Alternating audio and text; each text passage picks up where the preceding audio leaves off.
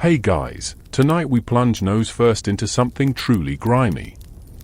Imagine waking up on a lumpy straw mattress, your face half buried in a crusty wool blanket that smells like goat. Your breath? Unholy. Not just bad, think old onions boiled in spoiled beer. Your mouth tastes like metal and mildew. Your gums throb. No toothbrush, no toothpaste, not even a rinse of water. Welcome to your new life in medieval Europe, where dental hygiene is less a daily ritual and more a whimsical concept for future civilizations. So, before you get comfortable, take a moment to like the video and subscribe, but only if you genuinely enjoy what I do here. And hey, drop your location and local time in the comments. I love seeing where and when you're tuning in from. Now, dim the lights, maybe turn on a fan for that soft background hum, and let's ease into tonight's journey together. You trudge across creaking wooden floorboards in a cold, windowless room, your tongue scraping against your teeth, which feel like they're wearing fuzzy sweaters. There's no minty paste to save you here. In fact, you don't even own a toothbrush. The closest thing might be a gnawed twig with frayed ends, called a chew stick, that someone told you works like magic. But who has time for that when breakfast is just yesterday's barley porridge and a mug of sour ale? That smell you're exhaling? Completely normal. Everyone reeks of morning breath. The mouth wasn't a priority in the medieval personal care routine, mostly because people didn't fully grasp the connection between cleanliness and health. In fact, it was widely believed that bad air caused disease, not bacteria, which hadn't been discovered yet. So if your teeth fell out or your breath made goats faint, no one really cared, unless you were a noble. And even then, it was more about appearances than actual hygiene. You look around for anything that might help, and your eye lands on a worn, soot-darkened cloth hanging by a nail, maybe used once to wipe a face, or maybe part of a long-forgotten shirt. Either way, it won't help you now. Historians still argue whether medieval people truly ignored their teeth or if we've exaggerated the filth over time. Some medieval texts mention mouthwashes made from vinegar and herbs, and upper-class folks were known to chew mint leaves or anise for freshness. But let's be honest, chewing herbs is a far cry from flossing. You step outside into the freezing morning.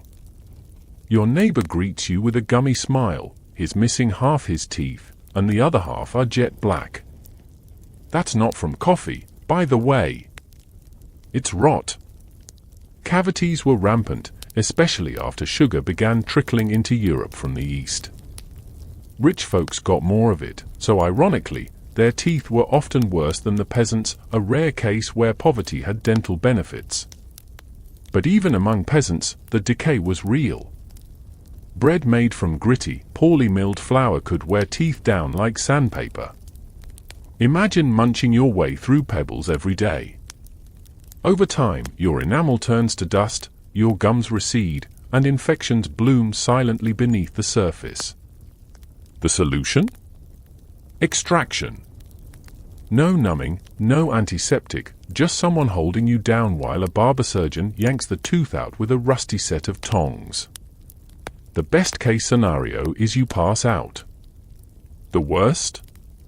You get an infection that leads to death. From a tooth.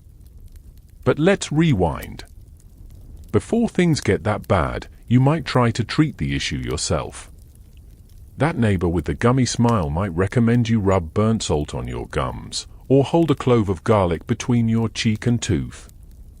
If you're lucky, you've heard of something exotic like powdered charcoal. But you wouldn't own it, it's more likely you'd be using some combination of soot and ale as a rinse. One popular but disturbing folk remedy? Urine. Yes, rinsing with warm urine, ideally your own, was thought to whiten teeth and cure mouth sores. And no, it wasn't a fringe idea. The Romans did it first, and it stuck around longer than you want to know. This might be the part where you start missing your electric toothbrush like an old friend. And then there's the superstition. people believed that tooth worms caused cavities.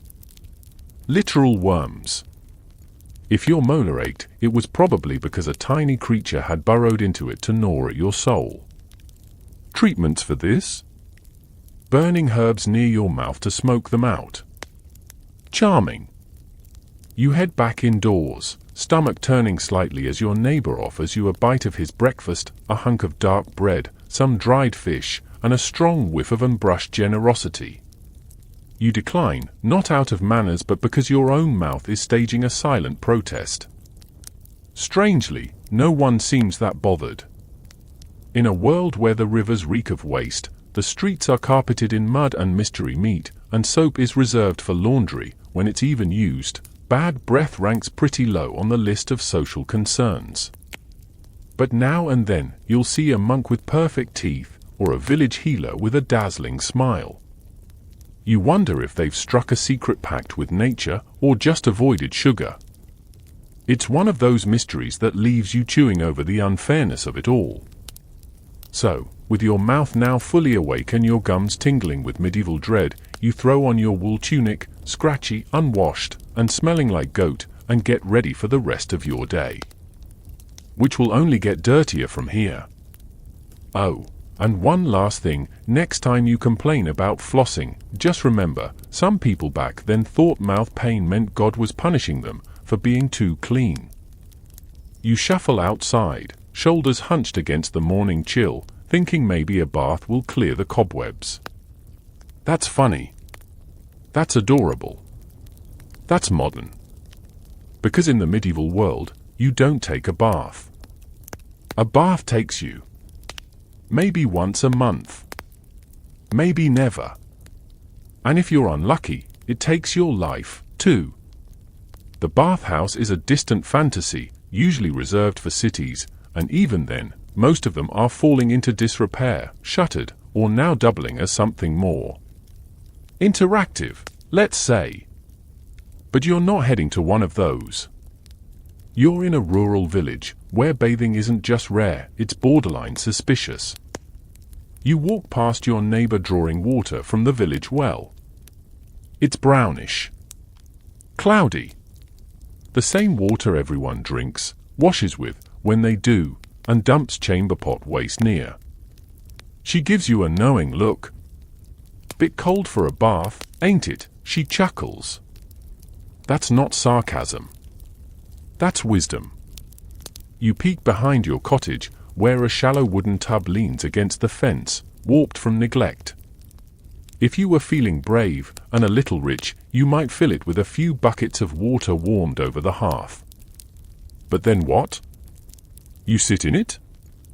You let your skin steep in weeks of grime and dead skin while the water cools instantly and your modesty freezes off. Not worth it. Besides, people think too much bathing opens the pores, which lets in the bad air, the miasma, believed to cause disease. So, by that logic, the dirt protects you. You don't want to be one of those overly clean types who drop dead from a damp sponge. Historians still argue whether this fear of water was universal or more situational. There are references to royalty bathing semi-regularly. Queen Isabella of Castile reportedly bathed twice in her lifetime. And she was proud of that. You know, like an achievement badge. Gold star for smell conservation. On the fringe side, there were also those who believed water removed vital oils from the body, especially if you were sick. Think of it like washing off your life force. That sounds a little wild until you remember they also believed evil spirits traveled through steam. There were public bathhouses, especially in cities like Paris or London. At their peak, they even had scented water, music, little towels, and a reputation. You'd go there to wash, sure, but also to flirt, drink, gossip, and maybe pay a little extra for a private rub-down. Over time, bathhouses were seen as sinful, decadent, risky. The church didn't love them. So eventually, they closed down, leaving townsfolk to their own devices. You? You decide to try anyway. Maybe just your feet. You fill a small basin, dip a toe in. It's freezing. Immediately, you feel like you've committed a crime. Your grandmother once told you that full-body bathing could lead to seizures. Or worse, infertility. You're not about to test that theory. Instead, you settle for a dry scrub. A scratchy cloth, maybe a handful of flour or sand to rub the grease off.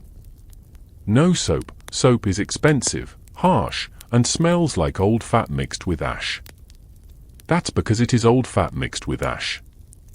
The lye burns your skin if you're not careful, and the last time you used it, your arm broke out in welts that stuck around for weeks.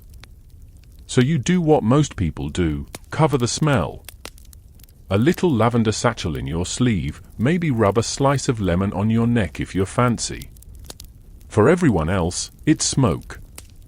Your cloak smells like firewood because you stand near the hearth as much as possible. Smoke masks almost anything. And makes your clothes so stiff they crackle. You've heard that the Crusaders came back with perfumed bathing rituals from the Islamic world. Luxurious, flowing, aromatic experiences where cleanliness was sacred. But here? That kind of thinking gets you mocked. Or worse, labeled suspiciously foreign. Instead, your version of cleanliness is rotating which part of your tunic faces outward. If the front is filthy, turn it around.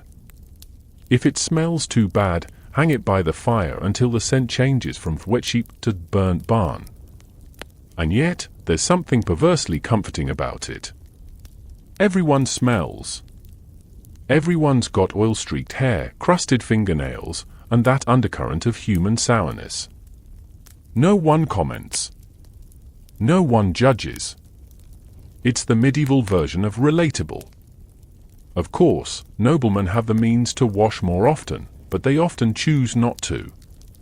Instead, they wear layers of scented cloth, powder their hair with flour, and soak their gloves in perfumes to hold to their noses in smelly crowds.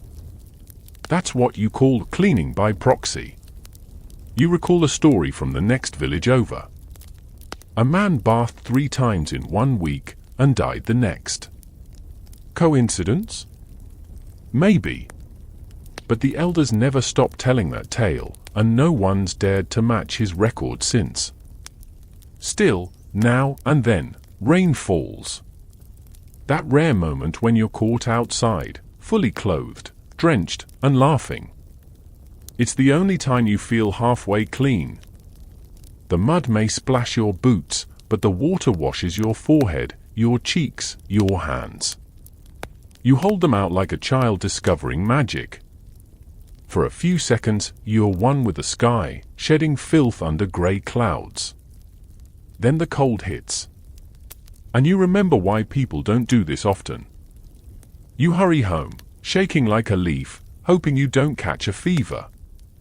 You wrap yourself in your damp cloak and sit by the hearth, listening to it crackle as the steam rises off your sleeves.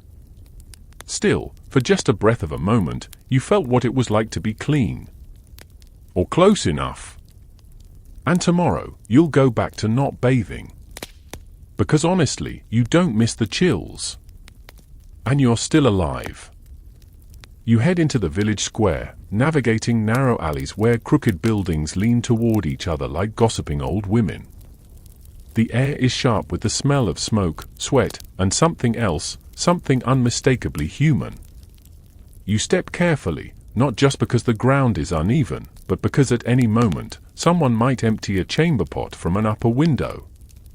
And there it is, a splash, a scream, and the slap of something wet hitting cobblestones.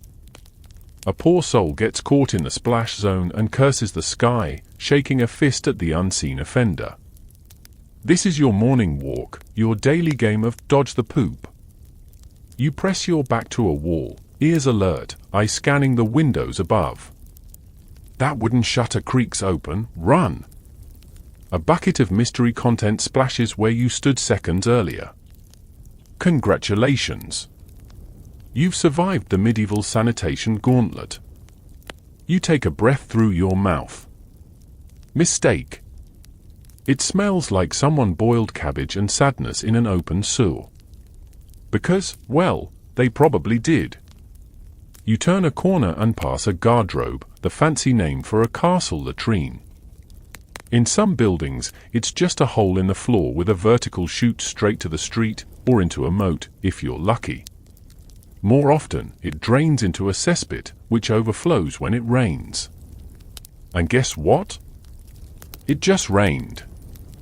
Historians still argue whether cities made real efforts to manage waste or just hoped it would disappear. Some towns had sanitation laws, even primitive sewer systems in ancient times. But enforcement? Rare. And maintenance? You'd have a better chance asking the town pig to clean it up. Actually, the pig might be the clean-up crew. Pigs, dogs, and even children roam the streets, stepping through filth without a care. Bare feet in mud and manure. It's almost poetic. Almost. You finally reach the public square, hopping over a trickle of suspicious liquid that winds between paving stones. A cart rolls by, its wheels splattering everything in a glorious arc of grime. The driver doesn't flinch. Neither does the crowd. Because this is life. This is normal. You ask a nearby merchant where the nearest public toilet is, and he laughs so hard he nearly drops his eels. You got a backside, don't you? He wheezes. That's code for find a bush, a wall, or a corner, and pray no one's already claimed it. Chamber pots are the most popular indoor solution, and everyone has one, from kings to beggars. They're ceramic, sometimes metal, occasionally just a wooden bucket. And after you do your business in it, you dump it out the window, preferably while yelling "Gardez-le!" A warning borrowed from the French "Regardez-le!" meaning, watch out for the water. Water, of course, is a generous euphemism. You remember one lady in the village who didn't bother shouting. Folks nicknamed her Silent Lucy. If you heard a splash and no warning, it was probably her. She's why people walk with wide-brimmed hats and never linger beneath balconies. Now, if you live in a castle, things are slightly better. Just slightly. The aforementioned garderobe sometimes led to pits that servants had to empty, assuming they didn't simply overflow. Castle architects tried to position garderobes over rivers or moats, but winds often blew the smell back into the living quarters. You sleep with that scent clinging to your drapes. Sweet dreams. One fringe tidbit? Some garderobes had a second use, storing clothes. Strange, right? But folks believed the strong ammonia from the waste kept moths away. So yes, you hung your tunic above the toilet. Fashion meets function. Meanwhile, the peasants outside the castle walls make do with whatever patch of earth they can find. The edge of a field. Behind a tree. Sometimes even beside the road. You pass a man squatting behind a stack of hay, his eyes locked on yours as if to say, "Look away, or I throw this at you." You oblige. By midday, the sun has warmed the streets, and the smells intensify. You see flies doing lazy circles above a ditch filled with sludge. A child drops a toy into it and stares in silent mourning. His mother grabs him before he dives in after it. Small mercies. A wagon gets stuck in the muck near the bakery, its wheels spinning uselessly. The baker emerges, broom in hand, not to help, but to chase away the chickens pecking at something unspeakable. You think about getting a bite to eat but suddenly lose your appetite. Even so, you've adapted. You sidestep the messes. You hold your breath at key moments. You develop a sixth sense for incoming chamber pot attacks. It's survival. It's muscle memory. It's nose trauma. And you start to notice, the people who live here don't smell it anymore. They don't flinch when they step in something squishy. They've built up a tolerance, an immunity to disgust. And slowly, horrifyingly, so are you. Of course, not everyone is blind to the problem. Once a year, the village gong farmer arrives, a night soil man whose job is to dig out cesspits and haul away the waste. He does this in the dark, often while drunk. He is not a man you want to shake hands with. But he's paid well. Danger money. Because cesspits sometimes collapse. That's right, death by dung. You overhear a story about one poor soul in London who fell into an open privy and drowned. Horrific. But again, not uncommon.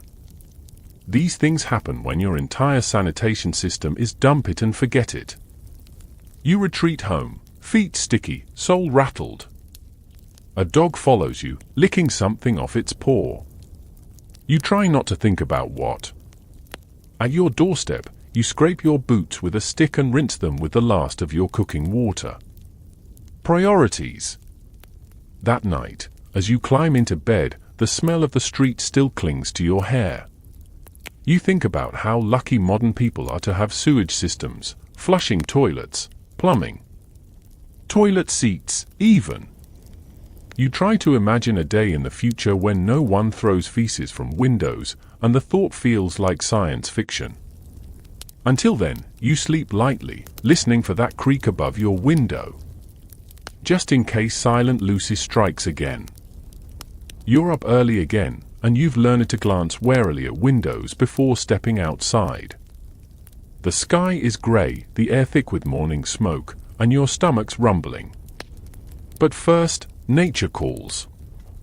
Unfortunately, nature didn't provide toilet paper. You trudge behind the cottage, past the goat pen, looking for your usual spot. A half-hearted hedge shields you from view, but modesty isn't exactly a big deal around here. Everyone squats somewhere. You've even seen the village priest doing his business behind the chapel, humming a hymn between grunts. You crouch, doing your best not to tip into your own shoes, and finish quickly. But then comes the real challenge, cleaning up. No rolls of two-ply waiting in a cute little wicker basket. No moist towelettes. Just options. Some rough bark? Painful. Dry grass? Better, but crumbly. Moss? Nature's cotton, soft, absorbent, occasionally harboring beetles. A smooth river stone? Surprisingly popular. You gingerly reach for a handful of it. You do not want to mess this up. Toilet paper as we know it didn't exist in medieval Europe. Historians still argue whether leaves, cloth scraps, or even corncobs were most common, but what's clear is that comfort was not the goal. In fact, many people didn't wipe at all. That's right. No wiping. Just gravity and time. Or perhaps a quick dip in the river if you were feeling fancy. You remember once hearing that some monks used special sanitary sticks stored outside the latrine in a communal pot of water. Yes. Shared. Water. Stick. Passed from hand to hand, day to day. A tradition no one wants to inherit. If you're noble, you might use fine cloth, soft linen rags for your delicate derriere. But even then, it's not a throwaway deal. That cloth gets washed, reused, hung to dry in the sun like so many little banners of shame. And speaking of washing, where does that cloth get cleaned? In the same river where people bathe, wash their hair, clean fish, rinse chamber pots, and oh yes, collect drinking water. You finish your business and wipe with a semi-dry tuft of moss, wincing a little. It's cold, damp, and slightly suspicious. But it works. You toss it far from the path and hope the dog doesn't sniff it out. Then you notice something nearby. A small child waddles out of a hut, squats boldly in the middle of a path, and does exactly what you did, except without even pretending to look for privacy. Their mother watches, shrugs, and hands them a bundle of rags. The child tosses it into a bucket by the door when finished. There's your clue. It's not just what you wipe with, it's what you do with it after. Some people bury it. Others burn it. Some just collect it. There are households with literal wiping pots. You wonder if you've ever shaken hands with someone who manages one. You pass a group of older women gossiping over laundry. One mentions how the Vikings were cleaner than the English, bathing weekly and using combs and tweezers. Another scoffs. That's why they never caught a proper husband, she mutters. One of them shares a tip: dried sheep's wool. Soft, absorbent, and reusable if you rinse it thoroughly. Another swears by using flat sticks carved smooth. She claims her grandfather never had a rash in his life. You do not ask for proof. On the quirky side, travelers sometimes carried wiping tokens, small, flat stones engraved with symbols to distinguish one's wiping pebble from another's. A status symbol, apparently. Because nothing says class like your own personalized but rock. You start to notice the effects of this whole ecosystem. The public footpaths aren't just muddy, they're streaked with forgotten evidence. Crumpled cloth. Half-used rags. Things best left unidentified. You tiptoe through it like a noble crossing a battlefield. And the smell? It lingers. In the grass. On the wind. On your hands. You rinse them in a barrel of rainwater by your doorway, but it doesn't help much. No soap, just a handful of gritty sand and a desperate prayer. You remember a story an old tanner told you once. He claimed some folks used animal hides as reusable toilet wipes. Soft as lambskin, strong as bull, he'd said. You weren't sure if he was joking. You're still not. Back inside, you grab a hunk of bread and chew slowly, wondering if it brushed against anything outside before coming in. You sniff it. Just in case. At this point, you realize how every layer of daily life in the medieval world is built on a quiet negotiation with filth. Not avoiding it, managing it. Surviving it. Normalizing it. And wiping? That's just another transaction. A quiet, thankless moment where you balance discomfort, dignity, and whatever's closest to hand. You sit down on a rickety stool, pick a splinter from your palm, and sigh. Somehow, you made it through another bathroom break. No accidents. No infections. No run-ins with the dog. You're officially a hygiene veteran now. You're sitting on that rickety stool, still slightly traumatized by the moss incident, when someone walks past you and you reel backward. Not because of their attitude. Because of their aroma. It's powerful. It's bold. It's a blend of sweat, sour milk, and something floral. No, wait, that's vinegar. Or is it both? The person doesn't even flinch. In fact, they strut past you like a walking bouquet of despair. Welcome to the medieval strategy for hygiene: don't clean the stink, layer over it. You peer into the small, smoky mirror hanging crookedly on your cottage wall. Your face shines with a thin film of grease, soot, and sleep. You rub at it with a linen cloth that smells like your armpits. Excellent. If you were lucky enough to live near a monastery garden or an herb woman, you might have a few tools in your scent arsenal: rosemary, sage, lavender, mint. You don't eat them. You wear them. Or boil them. Or smash them into a paste and rub them onto your skin like some kind of desperate cologne. Historians still argue whether these perfuming habits were driven more by superstition or actual cleanliness efforts. Many believed that bad smells carry disease, miasma theory, they called it, so by changing your smell, you were warding off illness. Science? No. But imaginative? Absolutely. You grab a little pouch of dried rosemary and lavender you keep near the hearth. It's tied with a string and stuffed into your undertunic like a medieval deodorant bomb. You sniff it. Not bad. Still doesn't mask the distinct odor of slept-in wool, cried-in goat barn.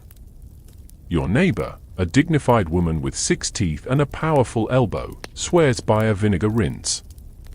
Not for cleaning dishes. For herself. Tightens the pores, she says. Keeps the demons out. She pours it over her neck and arms every market day. You try a splash and instantly regret it.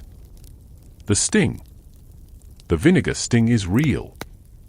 Your skin smells like an angry salad. Fringe remedies abound. One man in the next village rubs mint leaves under his arms and wears a lemon wedge in his hat, like some sort of citrus lighthouse.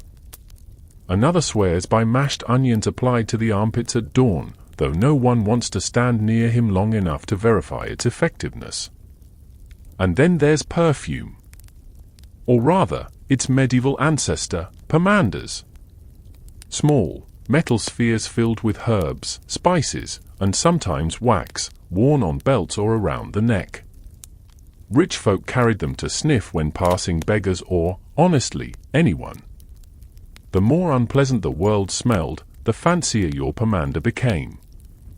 A spicy status symbol. You watch a noble walk through town, holding one delicately to her nose. She doesn't even pretend to acknowledge the pig chewing on something beside her slipper. The pomander keeps her in a scented bubble, above the fray. You try to make your own. You crush rose petals, mix in some sage, a bit of lard, for texture, and shape it into a ball. It immediately falls apart and stains your fingers. Good effort. Maybe leave perfumery to the professionals or the alchemists who think dragon's blood resin can fix everything. Let's talk laundry. Or lack thereof. Your tunic? It hasn't been washed in weeks. Maybe months. You beat it occasionally against a stone, let the rain hit it once in a while, but actual soap. It's rare. Expensive. Made from animal fat and lye, it's harsh and stinks of smoke and tallow. People use it on linens, maybe. On clothes? Not often. On skin? Even less. Instead, you try the yaring out method. You hang your shirt by the fire and hope the smoke chases away the worst of the stink. It usually just blends with it. That said, there's a bit of strategy here. You learn to rotate garments. Outer layers get smoked. Inner layers, you pray over. If a piece of clothing gets too awful, you bury it. Not ceremoniously, just under some hay until the smell subsides. One man claims burying his socks in ash for a week brings them back to barely tolerable. It's not just about covering your stink, either. It's about surviving everyone else's. Crowded markets, feast halls, churches, every space is a pressure cooker of odors. People carry scent sticks, hold sleeves to their noses, or simply faint if things get too intense. You remember a wedding feast you attended last month. They burned rosemary branches to purify the air, and the couple. The bride wore a crown of sage and marjoram. The groom wiped his hands with cloth soaked in rosewater. They kissed, and everyone cheered, even though both of them smelled like fermented salad. That's medieval romance. There's also a belief, widespread and weird, that women should not smell too clean. A certain muskiness was considered natural and healthy. Too much perfume? Suspicious. Either you're hiding something, or you're a witch. So you learn to balance. Too fragrant, and you draw attention. Too ripe, and even the pigs complain. Eventually, your nose adapts. You stop noticing the smell of the sheep that sleeps in your hearth. You barely register the whiff of someone who hasn't washed their feet since last winter. And you start to rely on your own herbal concoctions. Sure, you're still dirty, but now you're scented dirty. A small win. You crawl into bed that night wrapped in a lavender-stuffed pillowcase, your hair slightly sticky with vinegar and sage. The mattress smells like old sweat and straw, but your armpits? Lemon fresh. You fall asleep wondering if future generations will invent something better. A magical paste, maybe, in a plastic tube. Something you rub on your skin that actually removes odor instead of adding more on top. But that's ridiculous. Who would invent something like that? You jolt awake with a stabbing pain in your jaw. Not hunger this time, something worse. It feels like a tiny demon is hammering at your back molar with a rusty nail. You run your tongue over the tooth and wince. Swollen. Pulsing. That dull, throbbing kind of pain that makes you question your life choices, especially the one where you chewed on that stale barley crust last night. You shuffle over to the hearth, holding your cheek, hoping a sip of ale will numb it. It doesn't. The pain laughs in your face. You need help. And in the medieval world, help comes in the form of someone with a strong stomach and very few qualifications, the barber surgeon. Now, don't be fooled by the name. He's not there to give you a nice trim and a hot towel. Well, he might, but only after he's bled you, lanced a boil, pulled a tooth, and stitched a gaping wound with horsehair. All in the same apron. Sometimes in the same hour. You find him just outside the tavern, already halfway into a morning ale, his sleeves rolled up and his hands stained a permanent shade of brownish red. His tools hang from his belt like trophies: tongs, knives, a bone saw, a file, a hammer. Yes, a hammer. Don't ask. He grins when he sees you clutching your face. Ah, tooth devil, is it? Let's have a look. You sit on a splintered bench as he pries your mouth open with 2 fingers and squints into the darkness of your gums. That one's gone black, he mutters cheerfully. We'll have to yank it. Should be quick. Should be. There's no anesthetic. No numbing gel. No kind woman whispering calming things in your ear. Just the taste of metal and the smell of old sweat. He reaches for his dental tongs, which might have been used to pull a nail from a cartwheel 10 minutes ago. He doesn't sterilize them. That's not a thing. You try to ask, wait, are you sure? But you don't get the chance. The world explodes in pain as he clamps down and yanks. It doesn't budge. He braces a boot against your knee and pulls again. A loud crack. Something shifts. Your scream probably startles birds in 3 neighboring villages. Historians still argue whether barber surgeons were truly respected professionals or more like tolerated butchers. Some had years of experience and genuine skill. Others were apprentices who learned by doing, on your face. The tooth finally comes out, root and all, glistening like something that should never have existed inside you. He wipes it on his apron and drops it into a pouch like a prize. There now, he says, cheerful as ever. Bit of wool in the hole, bite down, no food for a day or 2. If it gets worse, come back and I'll bleed you. You stagger away, mouth full of bloody linen, pain still echoing through your skull, but somehow relieved. The pressure's gone. The tooth, the agony, it's over. You survived. You sit by the fountain, don't drink from it, someone washed their feet there this morning, and reflect on just how little people here know about dental care. Toothbrushes? Rare. A handful of people use frayed twigs or linen rags, maybe rubbed with ash or crushed eggshells. Toothpaste? Not invented. Mouthwash? You might rinse with vinegar or wine, if you can spare it. Fringe cures for toothaches abound. A poultice of leeks and vinegar applied to the cheek. A hot iron near the jaw to drive out the pain. Whispered prayers to Saint Apollonia, patron saint of dental trauma. Or, your favorite, wearing a dead mole around your neck to ward off tooth worms. Yes, the tooth worm theory, a widely held medieval belief that cavities were caused by tiny worms burrowing into your teeth. People swore they'd seen them. Spoiler, they hadn't. Remedies focused on smoking them out with burning herbs or flooding the mouth with noxious liquids. Logical? No. Persistent? Absolutely. You shuffle back home, jaw swollen, one molar lighter, dignity in tatters. On the way, you pass a boy hawking licorice root, chew sticks, natural tooth cleaners for those lucky enough to afford them.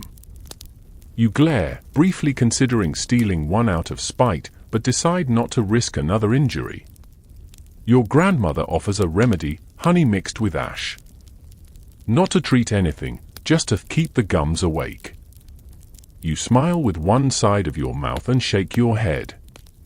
She shrugs and hums an old rhyme about molars falling like autumn leaves. Inside, you chew gingerly on a slice of soft bread and realize this is how people lose their teeth in their 20s. This is why a full set of chompers is rare by 40. And why portraits of nobles rarely show them smiling.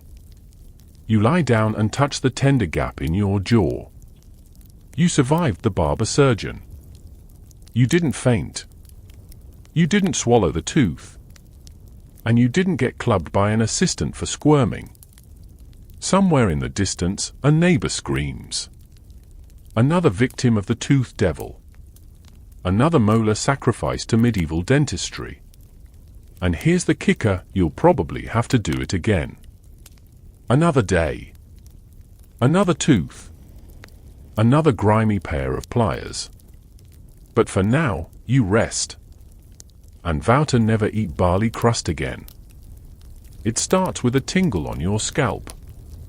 At first, you think it's just the breeze ruffling your greasy hair. But no. It's movement. Tiny, coordinated movement. You freeze. You know that feeling. It's the medieval version of an unwanted roommate situation, lice. You rush inside, ignoring the suspicious glances from a few children who clearly know. You've seen them scratch too. You've seen them share hats and then share consequences. This is your reality now, your head is a thriving ecosystem, and you're the unwilling host. You sit on a stool near the hearth, legs spread, elbows on knees, and begin the scratch. Oh, the glorious scratch. It's like fireworks behind your ears. If filth has a rhythm, this is the chorus. In medieval life, lice weren't just common, they were expected.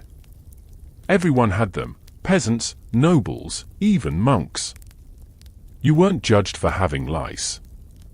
You were judged if you noticed it too much. Don't make a fuss, they'd say. They bite less if you stay calm.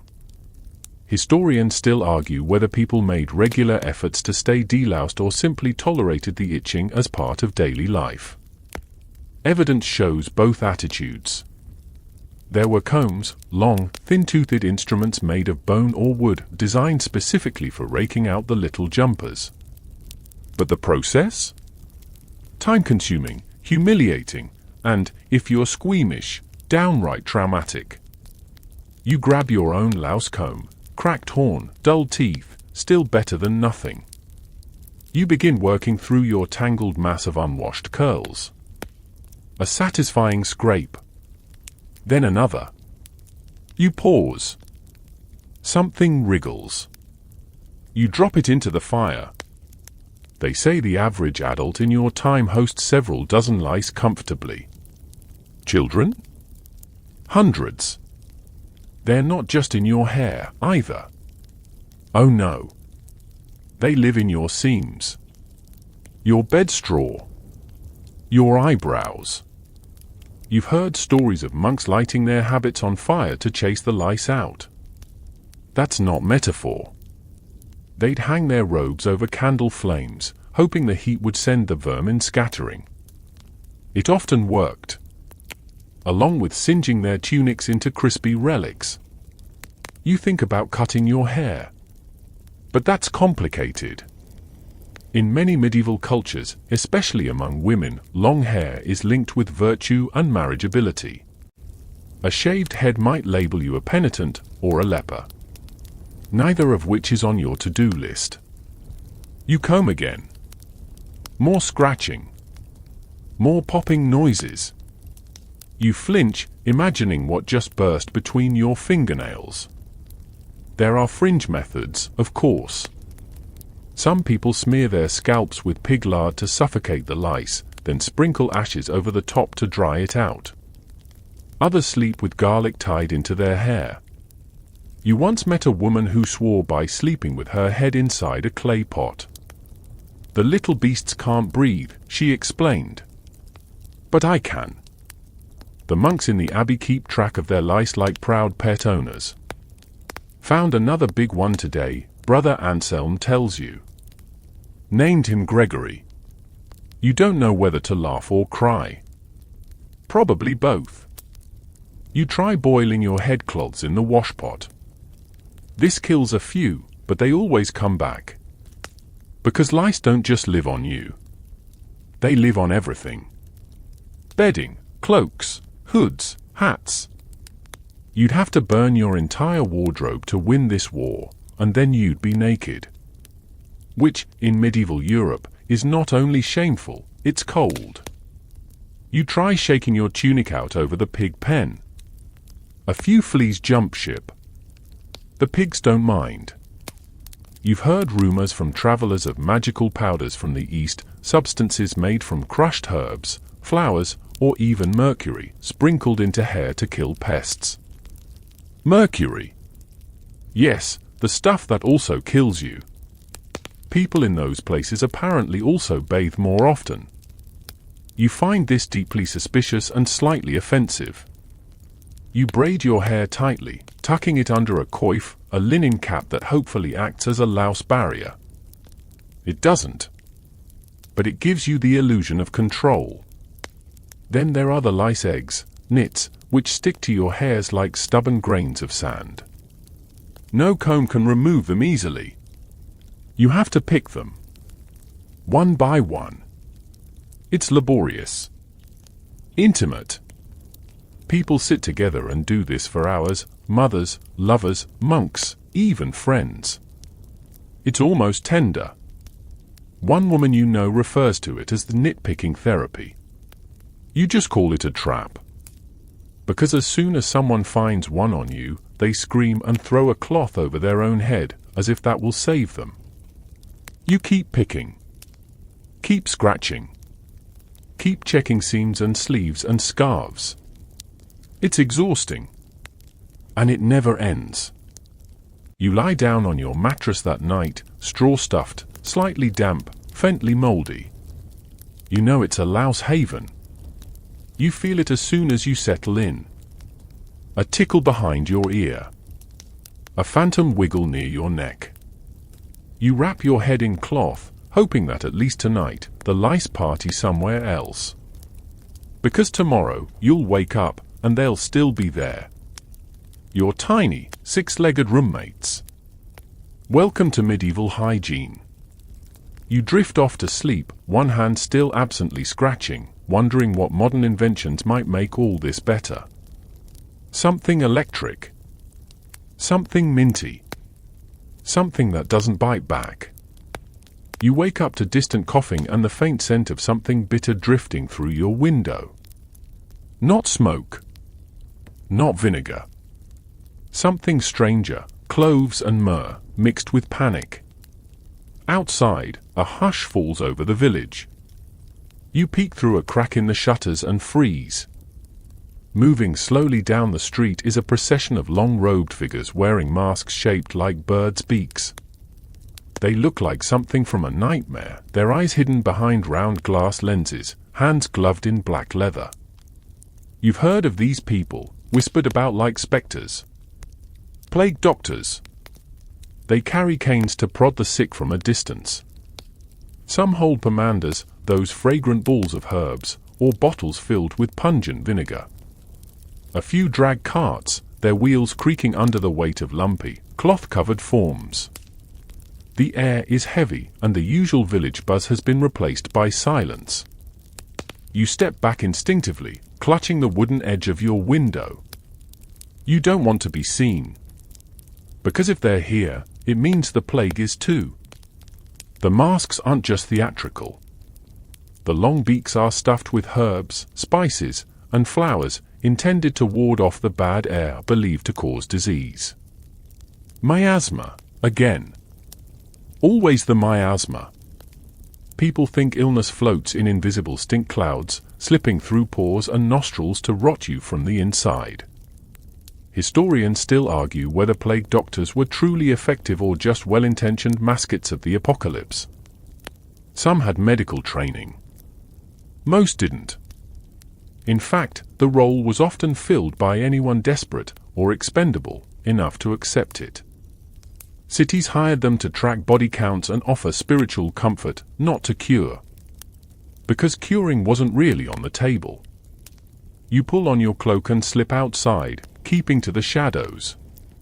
The ground is sticky from yesterday's rain, and there's an acrid smell lingering near the cart's wheels.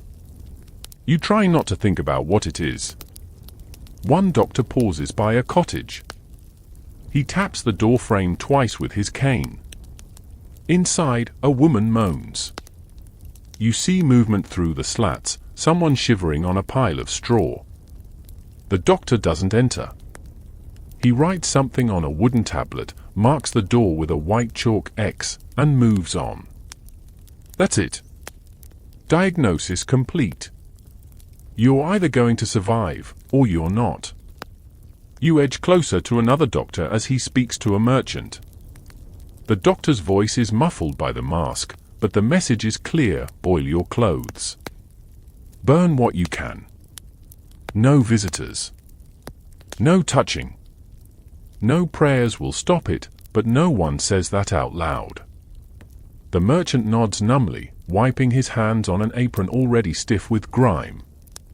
You wonder if he's worried more about the plague, or about how many coins he'll lose this week. You back away before they spot you, heart thumping. The smell of the doctors is still in your nose: vinegar, rose petals, and human fear. You think about how often these doctors touch things, doors, blankets, faces, with gloves that are never cleaned. One of them sneezes inside his mask and keeps walking. Charming. And there's no guarantee they'll help you even if you do get sick. Some carry leeches. Others offer powders made from crushed emeralds, dried toad hearts, or ground up bone. All useless. A few just bleed their patients to rebalance the humors, which mostly leads to quicker funerals. Fringe practices abound. In one town, people burned entire streets to cleanse the air. In another, they danced in circles to keep death confused. A few townsfolk even accused their neighbors of witchcraft, convinced someone must be behind this horror. And behind all of it, always, is the fear that water, clean water, will make things worse. So hands go unwashed. Bodies go untouched. And the infection spreads anyway.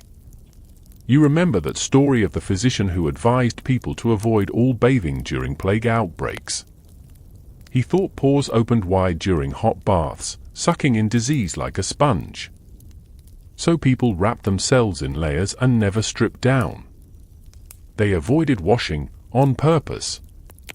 It's not just about ignorance. It's about panic, superstition, desperation. You pass a home where someone has hung garlic from the doorframe and spread herbs on the threshold. A child sits nearby, fanning smoke from burning sage, eyes wide with worry. You nod to her and move on. A church bell tolls. Not for service. For death. Again. You reach the edge of the village, heart racing, and look back. The line of plague doctors moves on, quiet as ghosts, marking homes, collecting bodies, offering little hope. They don't wash their hands. They don't change their gloves. Some don't even change their robes. They carry the disease as much as they treat it. And yet, people cling to them. Because what else is there? You watch them disappear into the mist, long beaks bobbing, like crows searching for something shiny. You touch your cheek, where the pain from yesterday's tooth still throbs. Is it just the extraction, or something worse? You shake it off. You're fine. Probably. You head home, past doors marked in chalk, past neighbors who no longer wave, past children too quiet for their age. You boil water and sip from a chipped wooden cup. You wash your hands, not because anyone told you to, but because something in you whispers it might help. Even if no one else believes it. Tonight, you'll sleep with your window shut. You'll stuff herbs in your sleeves. You'll light a candle and pray it lasts through the night. Because if you wake up coughing, you might not wake up at all. You've survived another day. Your tooth socket still aches, but the swelling's gone down. You haven't coughed, sneezed, or grown any suspicious swellings. That's a win. So tonight, you decide it's time to treat yourself. A bath. Well, a bath-like experience. There's no indoor plumbing. No tub with clawed feet. No steamy soak with bubbles and a ducky floating by. What you get is a chipped wooden basin, a cloth that smells faintly of mildew, and a jug of yesterday's wine gone thoroughly sour. It's not exactly self-care Sunday, but in the medieval world, it might be the closest thing to luxury. You set the basin near the hearth and pour in a mix of lukewarm water and the wine. The idea is simple. Alcohol kills germs, right? Maybe. Maybe not. Historians still argue whether wine was actually used for washing or if this was more of a creative improvisation born out of desperation. Either way, the vinegar tank stings your nose and your dignity. You undress, not fully. That would be scandalous. Just the top half. Modesty still matters, even if your pig has seen you at your worst. You take the linen rag and dip it in the wine water. It's slightly gritty. You don't ask why. You just dab. The sensation is startling. Cold, then warm, then cold again as the fire crackles beside you. You wipe under your arms, across your neck, your face, down your chest. It's less of a bath, more of a strategic spot clean. You pretend it's working. The wine makes your skin sticky. You smell like a fruit gone bad. You press on. This, right here, is what most people did instead of bathing. A sponge bath, medieval style. Dampen a cloth, wipe the important bits, hang the cloth to dry, and call it good. You probably share that cloth with your siblings. Or your parents. Or everyone in the house. There's a phrase they use in town, clean enough for church. That's the bar. And honestly, it's not that high. If you're upper class, you might have access to a proper tub, a large wooden barrel lined with cloth to prevent splinters. But even nobles bathe infrequently. The process is long and expensive. First, heat the water in kettles over the fire. Then pour it in without scalding yourself. Add herbs, maybe oils if you're showing off. By the time it's ready, the water is lukewarm and everyone's too tired to enjoy it. You've heard that some royal courts would reuse bathwater, one person at a time, down the pecking order. The king goes first. The chamberlain last. By the end, the bath looks like stew, and no one's hungry. Fringe tip of the day? Add crushed mint or thyme to your wash water. Not because it's cleaner, but because it tricks your nose into believing it is. It's the medieval version of body spray, mostly scent, minimal effect. You wipe your feet with the edge of your cloak, then wring out the rag. It's purple now.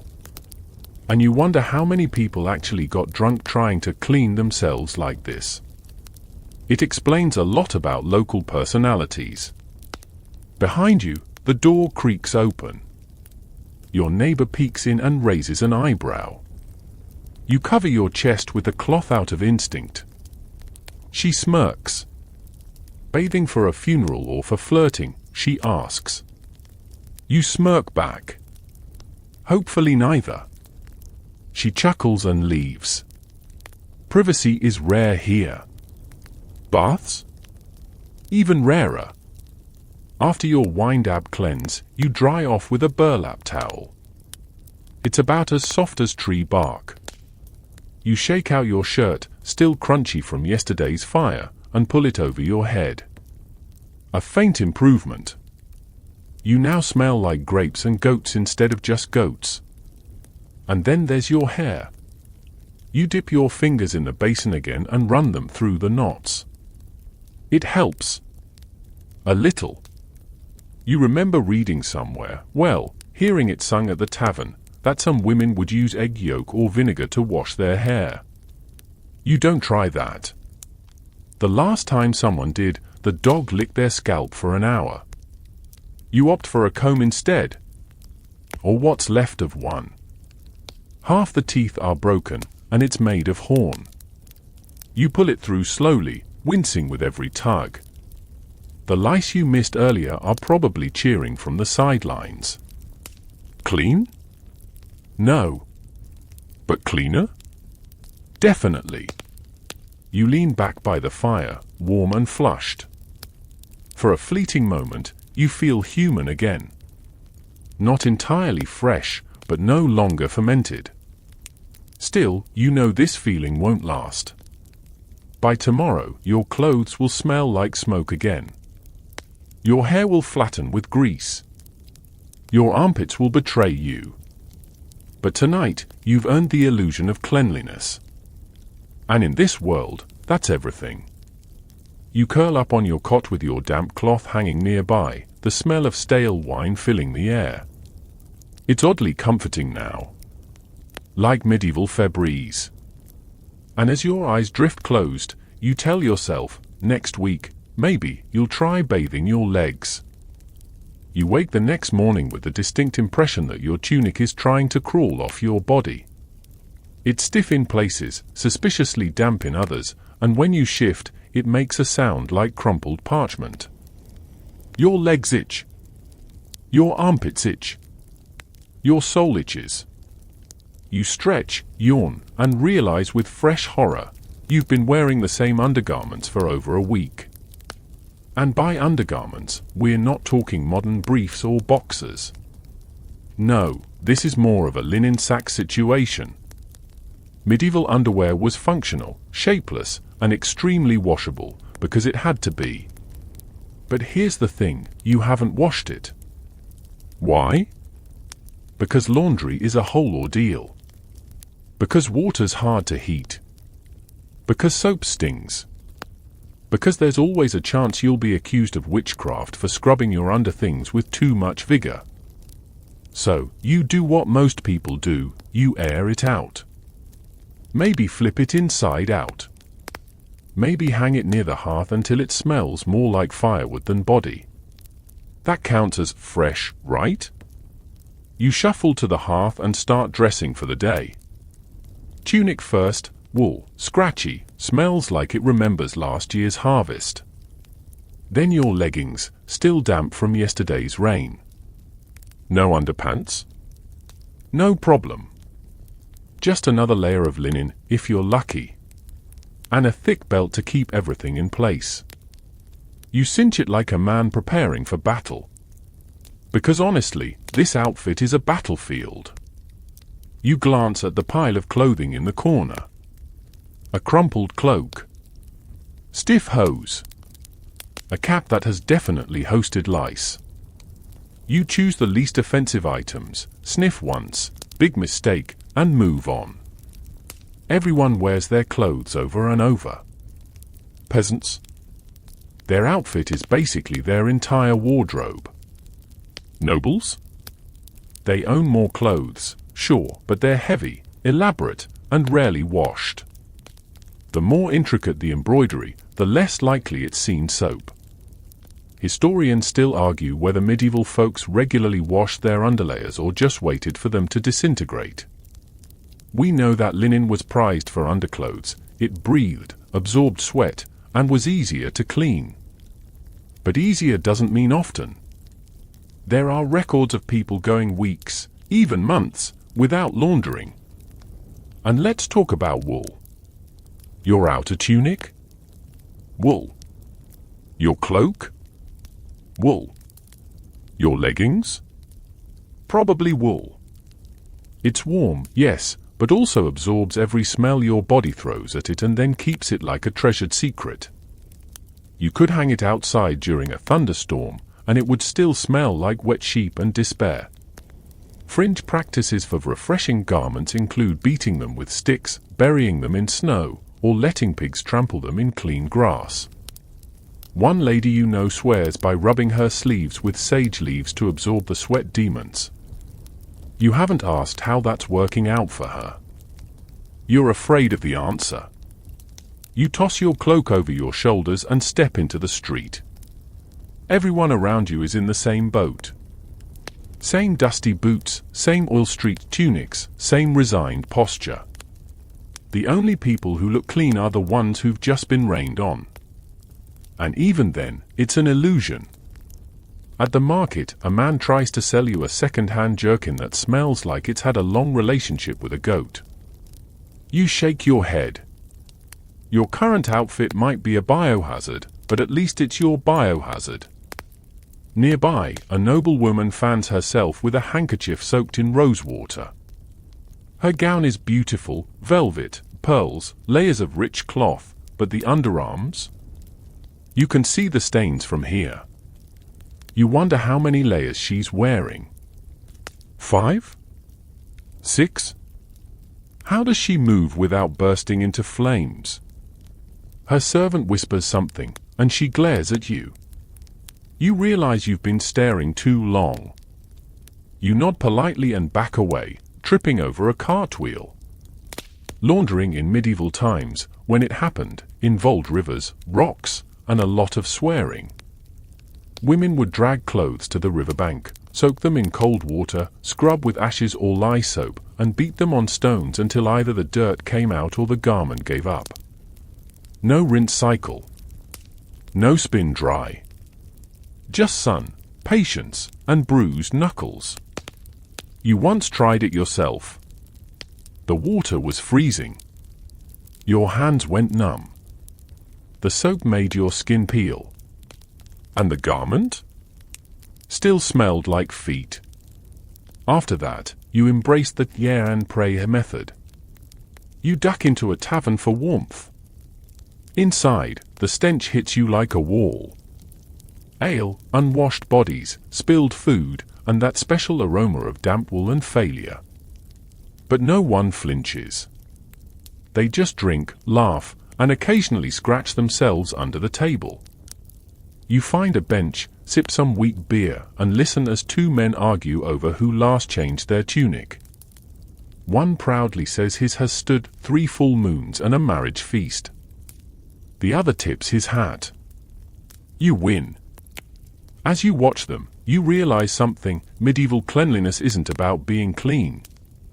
It's about managing filth in a way that doesn't kill you or get you kicked out of church. You develop tricks. You rotate clothes. You perfume your sleeves.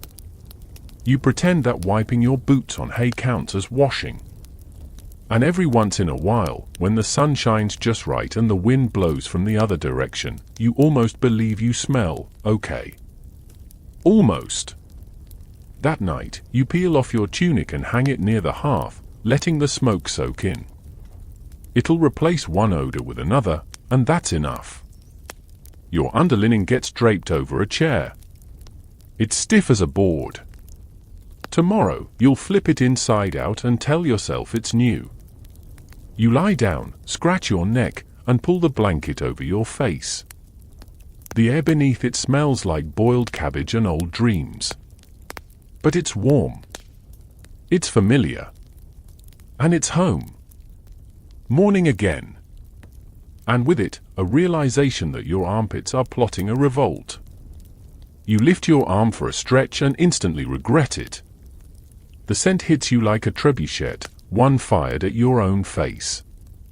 It's pungent, sharp, earthy, with a hint of old cheese and mild panic.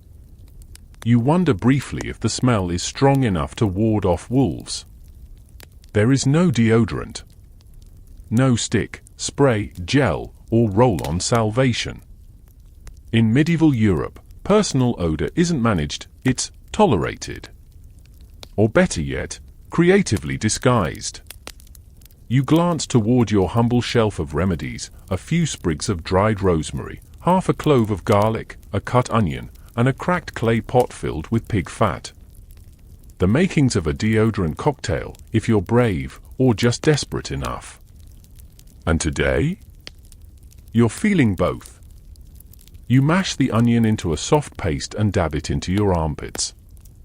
Immediately, your eyes water. It's like bathing in regret. The burn is real, and so is the creeping suspicion that you've made things worse. Garlic follows. The sharp tang joins the party under your arms, mingling with yesterday's wine bath residue. You smell like a salad left out during a siege. But here's the wild part, this wasn't uncommon. Onion, garlic, vinegar, all were used as odor-masking agents.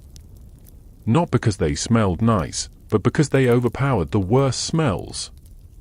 It's not about fragrance. It's about dominance. Some folks rubbed crushed herbs into their skin, sage, mint, thyme. You once met a merchant who swore by stinging nettle. Said it shocked the pores closed. He also had a permanent rash. Coincidence? Historians still argue whether people genuinely believed these methods worked or just followed tradition blindly. The miasma theory once again rears its smelly head. People thought bad smells caused illness, so the worse something smelled, the more powerful it must be at fighting off disease. In other words, if your armpits made people faint, maybe the plague would too. You step outside, letting the wind do its best to neutralize your personal fog. Birds chirp. A dog sneezes in your general direction. In town, you spot a man rubbing vinegar on his chest and neck. He nods like you're fellow members of a secret club, the Brotherhood of Bow. You nod back, then pretend to examine some turnips to avoid further bonding. A woman walks past wearing a thick layer of powder on her collarbone, chalk dust mixed with crushed lavender.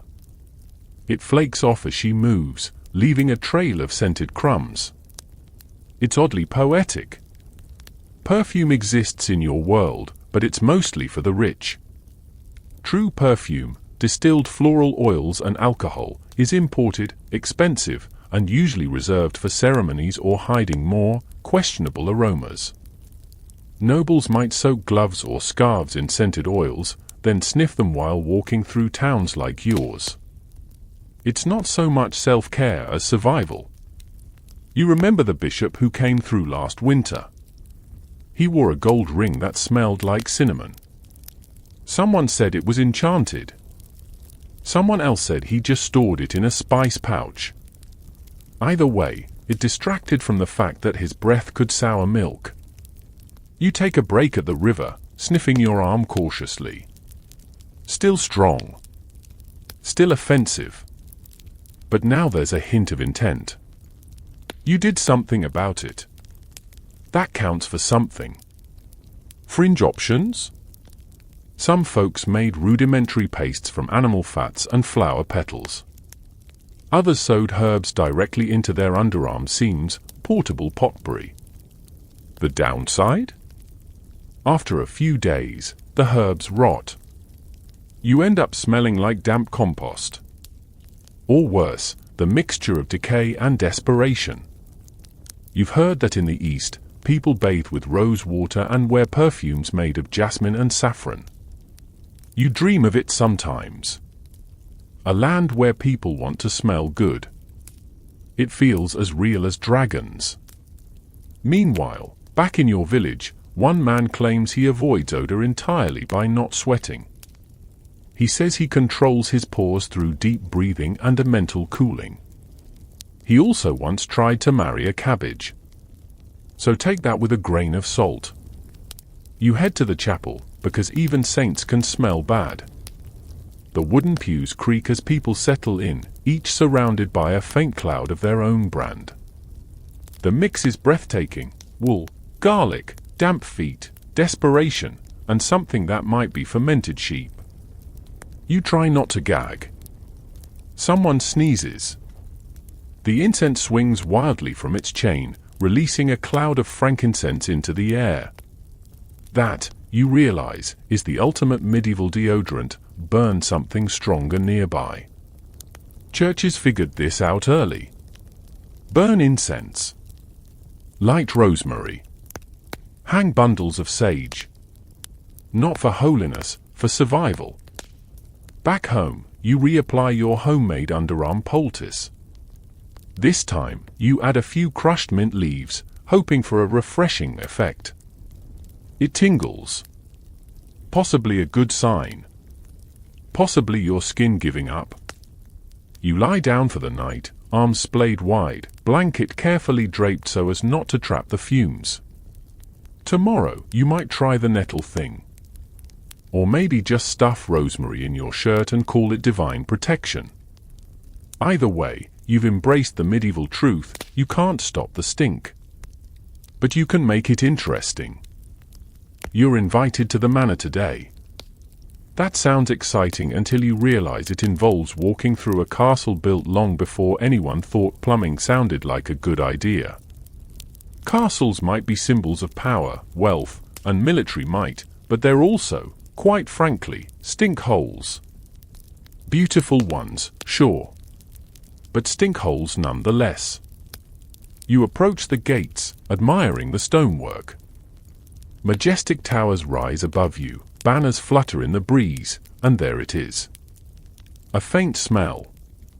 Like mildew, old cheese, and something much, much worse hiding just beneath the surface. You take a deep breath and try to focus on the craftsmanship. It doesn't help. Inside, a servant leads you through stone corridors lit by torches. The air is damp and close, the stone walls sweating in places. You shuffle through a narrow hallway, step into a chamber, and nearly slip. You glance down. The floor glistens suspiciously. Oh, that, the servant says with a shrug. Just near the guardrobe chute. Ah. Of course. The guardrobe. It sounds fancy, almost elegant. In reality, it's a hole in the wall.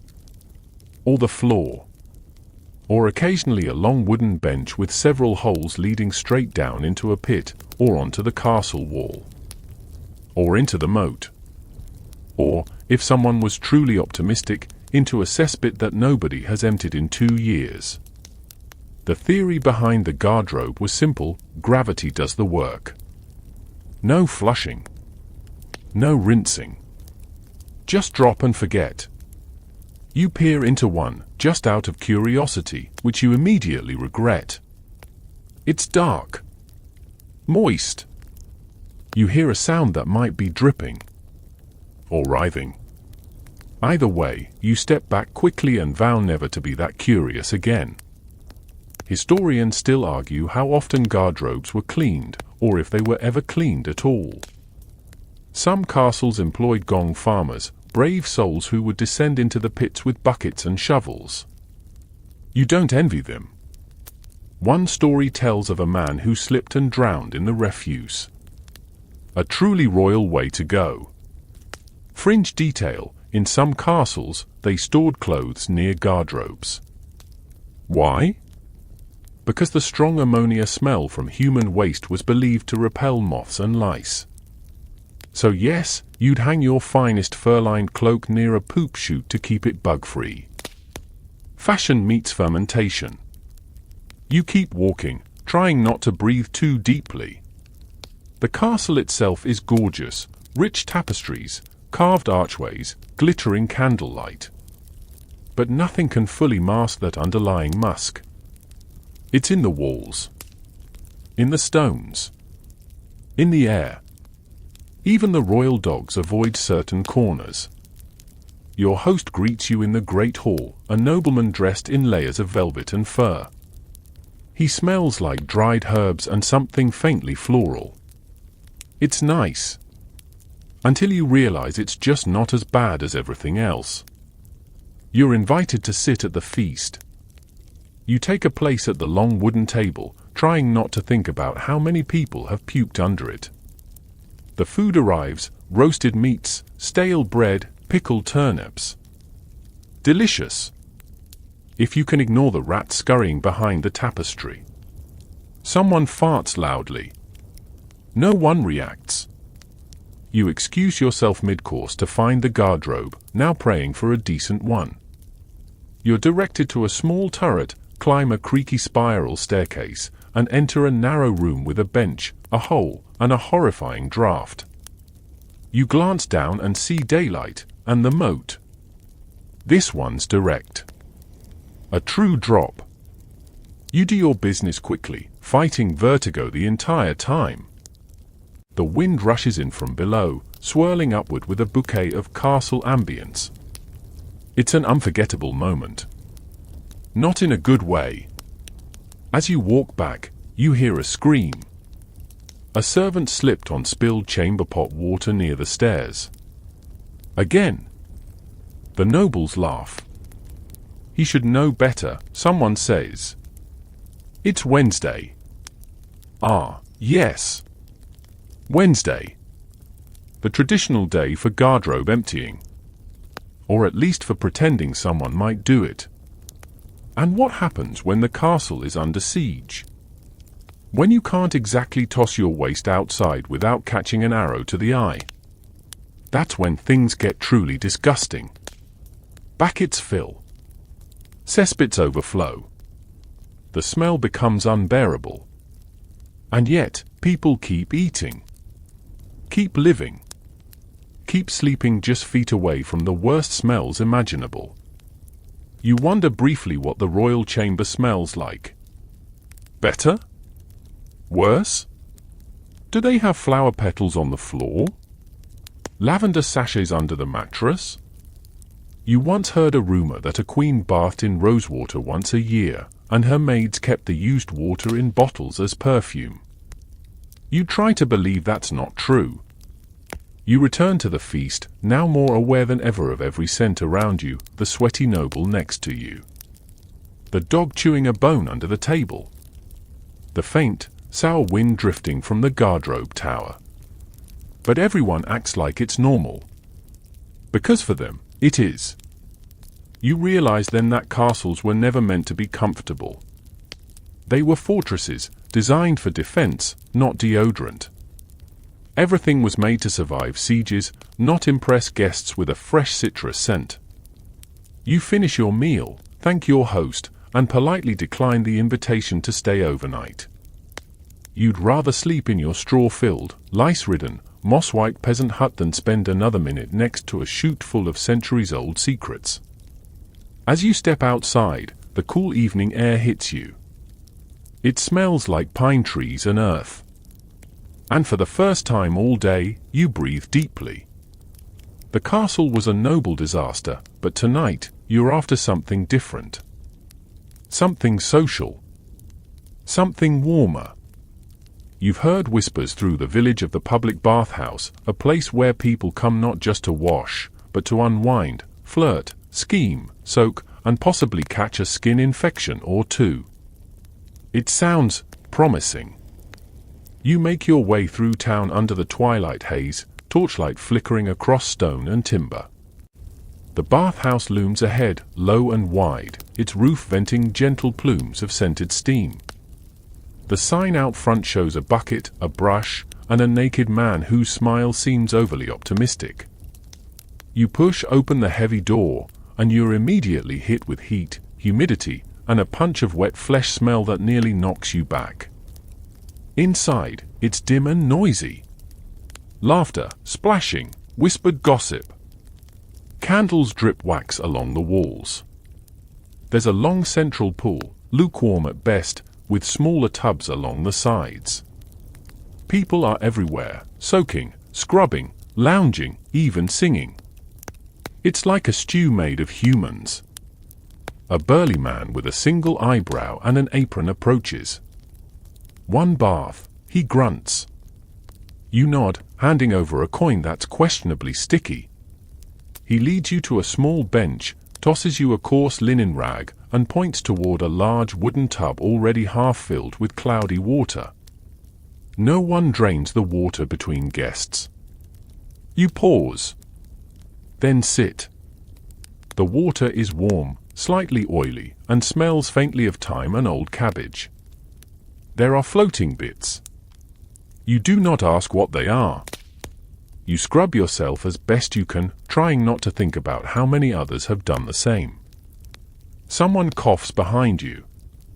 A woman giggles nearby. Across the room, two men are arguing over a chicken while casually splashing themselves. Someone dips a baby in one of the side tubs like they're rinsing a particularly chubby turnip. Bathhouses were the great equalizers of the medieval world.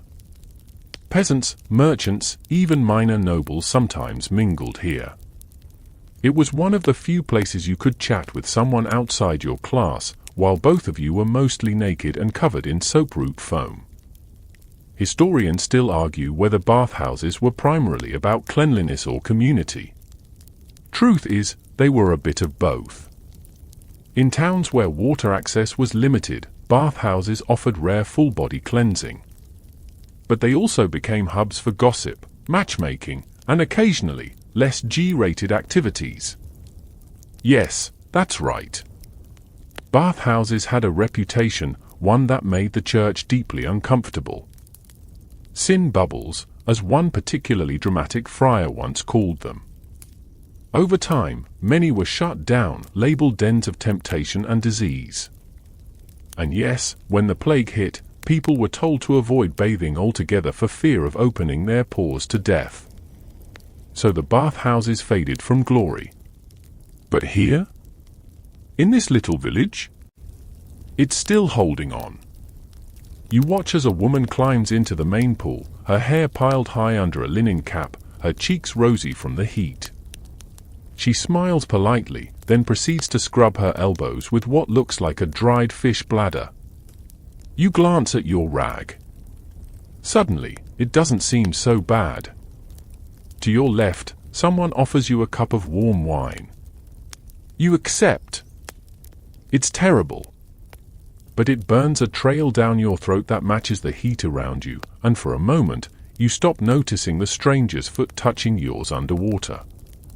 Fringe bathhouse fact: some establishments employed professional bathers, also known as rubbers or strigglers, who would scrub you down, crack your joints, or gently whack you with bundles of herbs. It was half massage, half medieval chiropractic session. A few claimed it cured gout.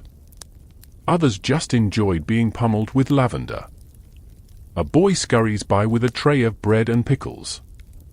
Yes, people eat in here. You suddenly understand why the water's not clear. You spot a friar sitting in the corner tub, eyes closed, mumbling what might be a prayer or just a very gentle curse. He notices your glance and nods solemnly. "Better to cleanse the body than to let the devil in through your toes," he says. You nod, as if that makes perfect sense. Somewhere across the room, someone starts playing a lute. Off-key. Others hum along. It's cozy, in a damp, low sanitization kind of way. But then a woman starts scratching her feet. With intent. You watch the flakes float across the water and decide it's time. You climb out and dry yourself with the provided linen, which feels like sandpaper dipped in vinegar. Your skin is red, slightly stinging, but unmistakably less dirty than before. You'll itch tomorrow, probably from the communal foot soup, but for now, you feel human again. As you dress, you catch a whiff of yourself. Still musky. Still earthy. But now with undertones of time and old wine. An improvement. You walk home under the stars, hair damp, tunic sticking slightly to your skin. The night is quiet. Peaceful. You almost forget how disgusting everything is. Until your foot squishes into something warm just outside your door. Ah, yes. Home. You wake up to the sound of distant bells. Slow, solemn chimes floating over the fields. It's Sunday, which means you're going to the monastery today. Not to pray, though you probably should, given last night's bathhouse choices, but to work. You've volunteered to help in the scriptorium, where monks copy books and nuns keep ledgers sharp enough to cut glass. You pull on your stiff tunic, tuck your hair under a coif, and make your way along the dew-wet road to the abbey. The great stone structure rises from the earth like something chiseled out of the sky. Tall arches. Mossy corners. A tower full of secrets. And inside? A world that believes cleanliness is next to godlessness. The monastery smells special. Incense, beeswax, ancient parchment, and something else, like wet rope left in a crypt. You step into the cloister, eyes adjusting to the dim light. A monk passes, robes rustling, sandals slapping the flagstone. He does not smell clean. None of them do. Monastic hygiene isn't just bad, it's often intentional. You walk past Brother Hugo, who hasn't bathed in months. He's proud of it. His robes are stiff with grime and humility. His beard holds crumbs from last Lent. And yet, the man glows with serene peace, like someone who has made peace with his own body odor. In some religious orders, avoiding bathing was seen as virtuous. Mortification of the flesh. To cleanse the soul, you had to let the body go. Dirt was holy. Cleanliness was vanity. Some saints reportedly refused to wash for decades. You're not sure if that's devotion or a sign they lost a bet with hygiene itself. Historians still argue whether this practice was a widespread rule or more of a fringe ascetic trend. But we know some monastic rules discouraged excessive washing. Not forbidden, exactly, but definitely not encouraged. A clean body was thought to tempt the senses. And tempting the senses? Straight to hell, friend. You find your way to the kitchen garden where a group of nuns are gathering herbs. One of them hands you a bundle of sage and mint. For the infirmary, she says, not unkindly. We stuff it under the beds. You nod. That tracks. You help carry the herbs inside, passing through the dormitory, a row of tightly packed wooden beds with coarse woolen blankets. The air is thick. Not one of these beds smells even vaguely fresh. A small window cracks open to the outside, but it only lets in more cold, damp wind. You wonder if the air has circulated since last Easter. In the infirmary, a nun offers you a bowl of pungent salve. For the scalp, she says. And for fleas. You take one sniff and nearly drop it. The base is pig fat, mixed with garlic and crushed rosemary. You imagine what it would feel like rubbed into your hair. You shudder. Nearby, a monk carefully writes letters on parchment, his fingers black with ink and, probably, mildew. His hands are cracked. A tick crawls across his sleeve. He doesn't notice. And yet, there's order here. Ritual. Structure. Despite the grime, the monastery functions like a well-oiled, if badly scented, machine. Prayers at dawn. Labor by mid-morning. Study in the afternoon. Silence through much of it. There's no chaos, just quiet, earthy discomfort.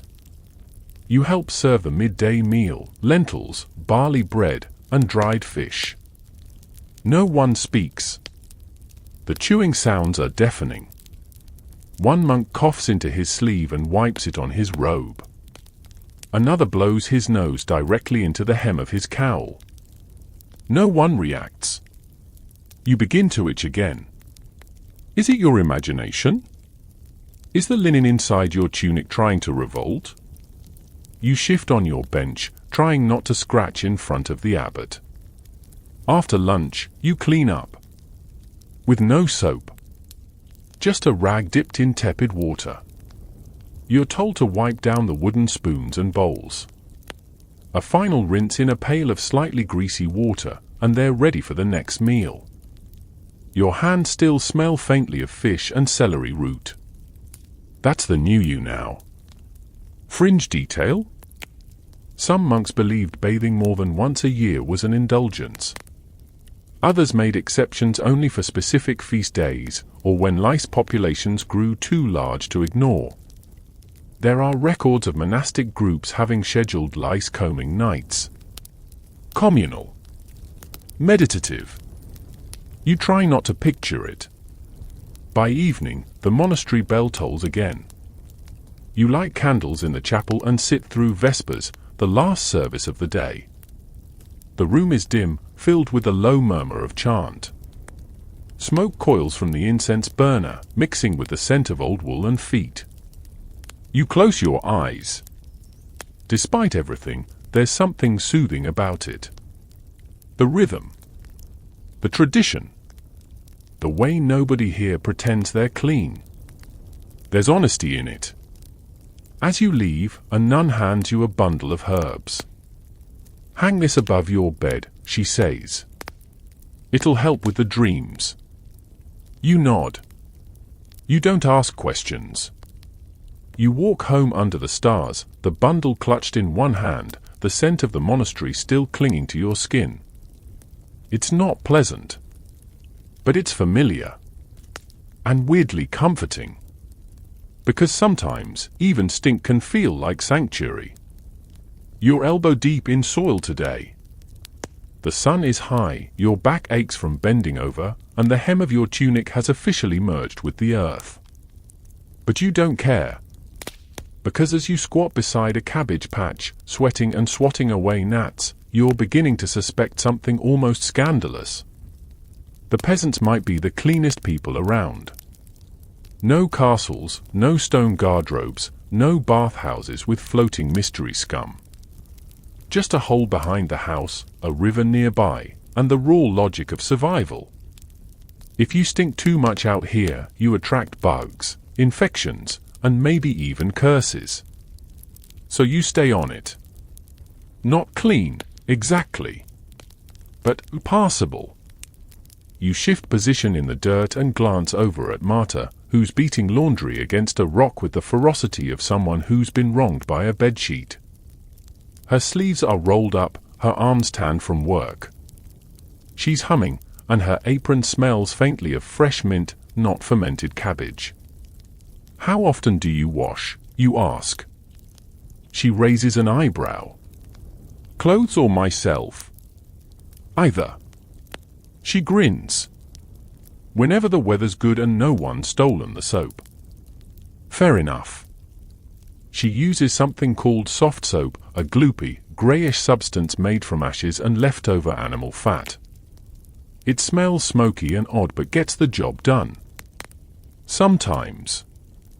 If it doesn't, she just adds more lye until the stains surrender. Her son runs by, barefoot and muddy, chasing a chicken that's clearly winning the race. He's filthy. But in that wholesome, outdoorsy kind of way. Not like the castle kids who reek of perfume, stale milk, and indoor rot. Historians still argue whether peasants were truly more hygienic than nobles or if that's just a comforting underdog narrative. But here, in the real muck of it, you can feel the difference. Out here, people wash when they can, sweat honestly, and don't sit in layers of rotting silk pretending everything smells like roses. You take a break beneath a tree, wiping your forehead with your sleeve. The breeze carries the scent of soil and sage. It's not bad. In fact, it's kind of nice. Clean, even, by medieval standards. Peasant hygiene was often based on practicality. Wash your hands before milking. Rinse your feet before bed. Clean your tools. Boil your linen when you can. If you're lucky enough to live near a stream, you use it daily. If not, you get creative. Barrels of rainwater. Heated pots over the fire. And when that fails, you rely on smoke and herbs. Fringe tidbit? Some rural families would toss pine needles into their fire pits to sweeten the smell of the home. Others crushed juniper berries and smeared them on door frames for good fortune and fragrance. There's something comforting about that double-duty logic. You pass Marta's house again later and see her husband rinsing his feet with tepid water before stepping inside. He dries them on a scrap of cloth hanging by the door, one that's definitely been used before, probably by several feet. But still, he's trying. You nod with respect. You stop by another cottage where a woman is brushing her hair with a bone comb. She pauses and offers it to you. It's warm from her hands. You thank her and drag it through your scalp, relieved to get some of the straw and sweat out. She offers a bowl of rosemary water to rinse with. You take it like it's sacred. That's the thing out here, people share cleanliness. Not because they're noble or pure-hearted, but because there's no other choice. Water is precious. Soap is rare. So when someone has a little bit, they pass it around. Hygiene by community. A child next to you is scrubbing a wooden spoon with sand and a rag. His mother watches proudly. He doesn't eat off dirty dishes, she says. That's how his uncle got worms. You nod solemnly. Not everything's a rural dream, of course. The outhouse still smells like horror. You nearly fall in when the plank gives way. Chickens go wherever they please. And there's still that one guy, everyone has a that guy, who hasn't bathed since the last eclipse and proudly tells you so. You don't sit near him at feasts. But overall, the peasants get by. They smell like sweat and herbs, like fire and mud, like people who have chores and actually do them. You think back to the castle, how everything looked clean but smelled like death under velvet. Here, the opposite. As the sun sets, Marta invites you to rinse off at the stream. The water is cold, but it wakes you up. You splash your face, scrub your hands, and shake out your shirt in the current. It's not a bath. But it feels like one. You dry off by the fire with everyone else, your hair steaming in the cool air, feet bare, heart light. Someone passes a jug of ale. Someone else tosses more pine needles into the flames. You smile. Because for the first time in days, you don't feel disgusting. You're woken early by your neighbor banging on the door, face pale, eyes wild. It's my brother, she pants. He's burning up and talking to the wall. You don't ask questions. You just throw on your cloak and follow. Inside her cottage, the air is thick and still. Her brother lies on a straw mat, shirt damp with sweat, muttering nonsense about a talking duck. His skin is flushed, his lips cracked. You take one look and say the three scariest words of the medieval world. Go get the healer. Minutes later, the healer arrives. Not a physician, not really. more like a mix between an herbalist, a local wise man, and your slightly drunk uncle. He carries a sack full of roots, twigs, and questionable liquids. And he's got a plan. Step 1. Dirt. He rubs a mixture of earth, crushed wormwood, and sheep's milk on the patient's chest. To draw out the heat, he explains. Balance the humors. You nod slowly, pretending to understand. Meanwhile, a beetle crawls out of the paste. He doesn't notice. You've heard of this before, dirt as medicine. It's not just a poor man's salve. It's based on real medieval medical theory, where health is all about balance. Hot and cold, wet and dry, black bile and yellow bile, phlegm and blood. If one's out of whack, your body throws a tantrum. And in many cases, that tantrum gets soothed not with rest or hydration, but with filth. The healer now pulls out his trusty knife and says, "Time to bleed him." You wince.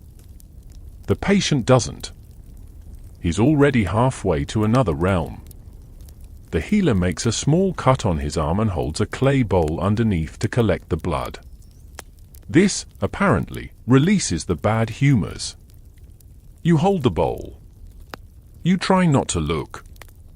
But the blood drips slowly, thick and dark, and you wonder just how much the man has to lose before his balance is restored.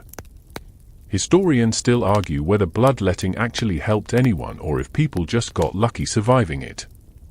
Some say it reduced fever by lowering pressure. Others believe it just left people too weak to fight off anything else.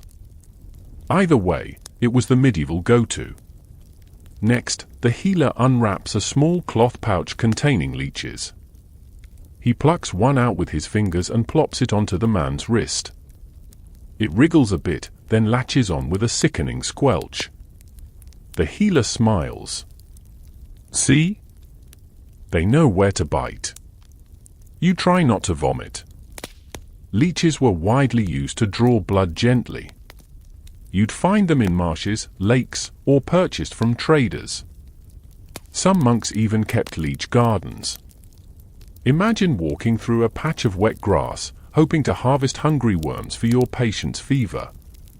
That's dedication. Now the healer moves on to the head. He mixes together a paste made from butter, soot, and mashed sage, which he smears on the man's temples. Calms the brain, he says. Then he lights a small bundle of dried rosemary and swings it over the man like a priest blessing a holy relic. The smoke curls. The man coughs. Somewhere in the haze, you hear him whisper, "The duck says I'm fine now." The healer nods, satisfied. You take a moment to process. In just 1 hour, you've seen this man. Covered in dirt. Cut open to release humors. Sucked on by leeches. Smoked like jerky. And rubbed with kitchen scraps. And this is normal. Fringe remedies float through your memory, burying someone up to their neck in mud to cool their blood. Wrapping them in cabbage leaves. Feeding them warm ale mixed with ashes. One village woman swears by boiling nettles and inhaling the steam through a goose feather.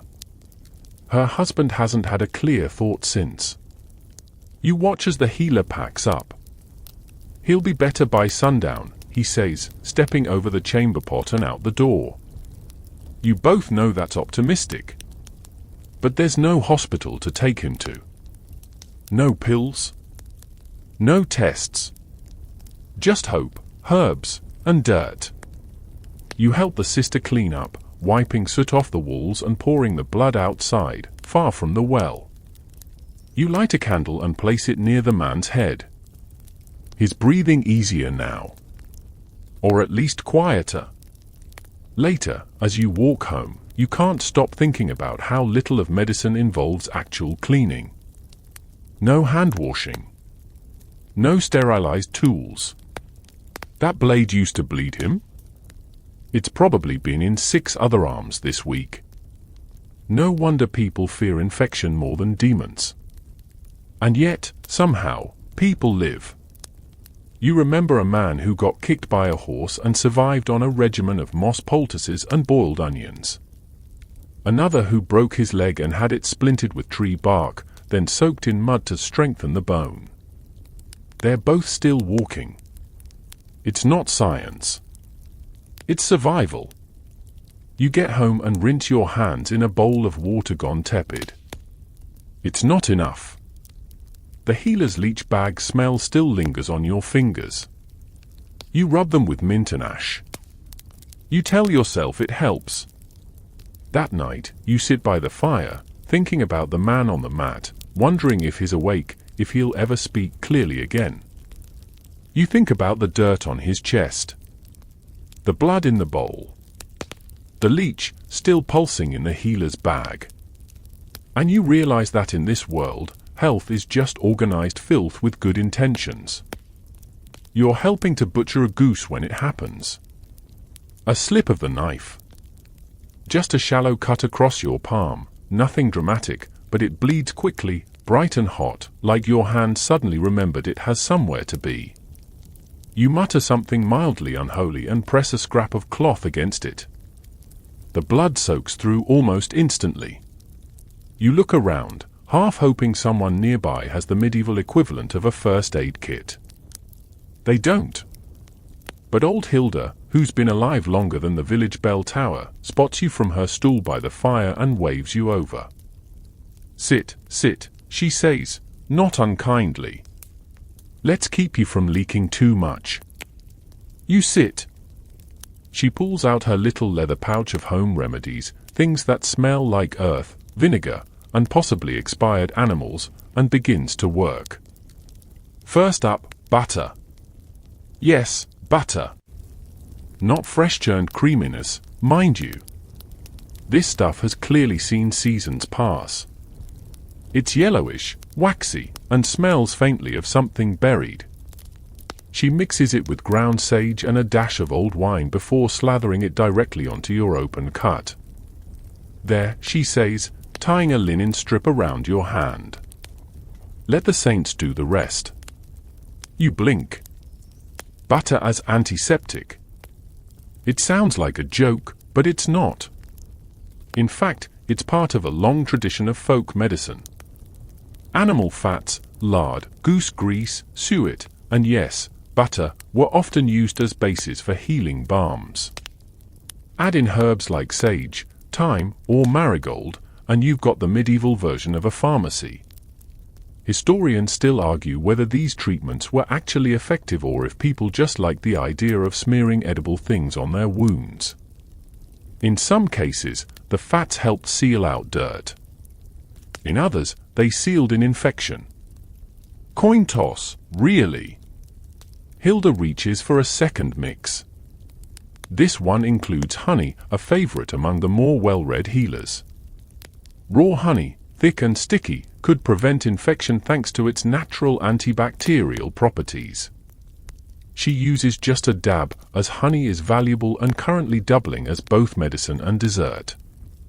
Next comes a whispered prayer. Just a short phrase under her breath. It's not magic. Not exactly. But in the medieval world, the line between medicine and ritual is fuzzy at best. She traces a small cross on your palm with her finger, then sits back, satisfied. Now, keep it dry. Don't pick at it. And if you start dreaming about goats, come see me again. You promise you will. You walk home cradling your hand, surprised at how good it feels. Warm, sure. A little sticky. But better than before. The butter is already softening into your skin, and the sage leaves smell vaguely like soup. Still, you know better than to trust in luck alone. People die from wounds like this. Not because they're dramatic, but because cleanliness is a luxury. That tiny slice could fester, swell, turn black, spread up your arm like creeping death. All because the water in your cottage isn't clean enough to wash a potato, let alone a hand. You remember a boy last summer who cut his leg on a rusty hinge. By the time they noticed the swelling, it was too late. His fever burned for 3 days before he slipped into silence. They said it was punishment for working on a saint's feast day. More likely? No one cleaned the wound properly. Fringe methods for cleaning wounds include urine, fresh, preferably your own. It's sterile, sort of, and warmer than water. Some healers also used wine, boiling it first to kill the worst of the microbes. If you're lucky enough to live near someone who owns wine, you might try that. Others swear by cobwebs. Yes, actual spider silk, balled up and pressed into cuts. Supposedly it helps with clotting. You once saw a man pluck a cobweb from the rafters and gently push it into a sliced lip. He called it nature's thread. You called it absolutely not. And then there are the chants. Folk medicine and faith go hand in hand. You've heard women murmur old rhymes while wrapping bandages. Seen charms buried under doorsteps to keep sickness from entering. Healing wasn't just physical, it was spiritual. You had to treat the soul alongside the skin. Back home, you sit by the hearth, hand elevated, watching the butter melt slightly with the heat. You resist the urge to unwrap it. Not because you're worried about infection, but because you're starting to smell like dinner. By evening, the cut throbs less. You dip a cloth in cooled water and gently press it to the edges of the bandage. It darkens but doesn't bleed through. You decide that's progress. You sip a cup of weak ale and glance at your hand again. Slightly shiny. Slightly ridiculous. But maybe, just maybe, a healing. You fall asleep with your bandaged hand cradled against your chest. The air smells of smoke and rosemary. And butter. Always butter. You dream of goats. Just in case, you plan to visit Hilda again tomorrow. The next day, you're invited to the manor again, not for a feast this time, but for observation. You've been asked to help polish silverware and dust tapestries, which is noble speak for don't touch anything important. You agree, mostly because you're curious. As you arrive, one thing becomes immediately obvious: the nobles reek. Not of filth, necessarily, but of deliberate, cultivated aroma. Layers of perfume, powdered wigs, scented gloves, dried flowers stitched into hems. It's overwhelming. Like walking into a closet full of sweaty ghosts trying to smell like roses. You pass Lady Aveline in the hall, her long sleeves trailing behind her, her hair powdered so thick it leaves a faint mist in her wake. She smells like crushed violets, smoke, and something sickly sweet, possibly fermented honey. It's not pleasant. But it's expensive. And that's the key. In the medieval world, smell is status. If you stink from working, that's shameful. If you stink from wealth, that's fashion. Historians still debate the extent to which medieval nobles embraced filth for the sake of appearances. But there's no question that scent played a major role in defining class. You, as a peasant, are expected to be earthy. The nobility? They're expected to be fragrant. Whether the fragrance is actually better is another matter entirely. Lady Aveline fans herself with a handkerchief soaked in rosewater, dabbing her neck with the same corner all day. She does not bathe often. None of them do. They mask it. They oil it. They own it. You overhear a young squire bragging about not washing for over a month. Too much bathing weakens the body, he says with great confidence. But a good lavender pomade keeps the humours balanced. He slicks back his greasy curls with a smug smile. You nod slowly and keep dusting. You enter the Lord's dressing room and pause.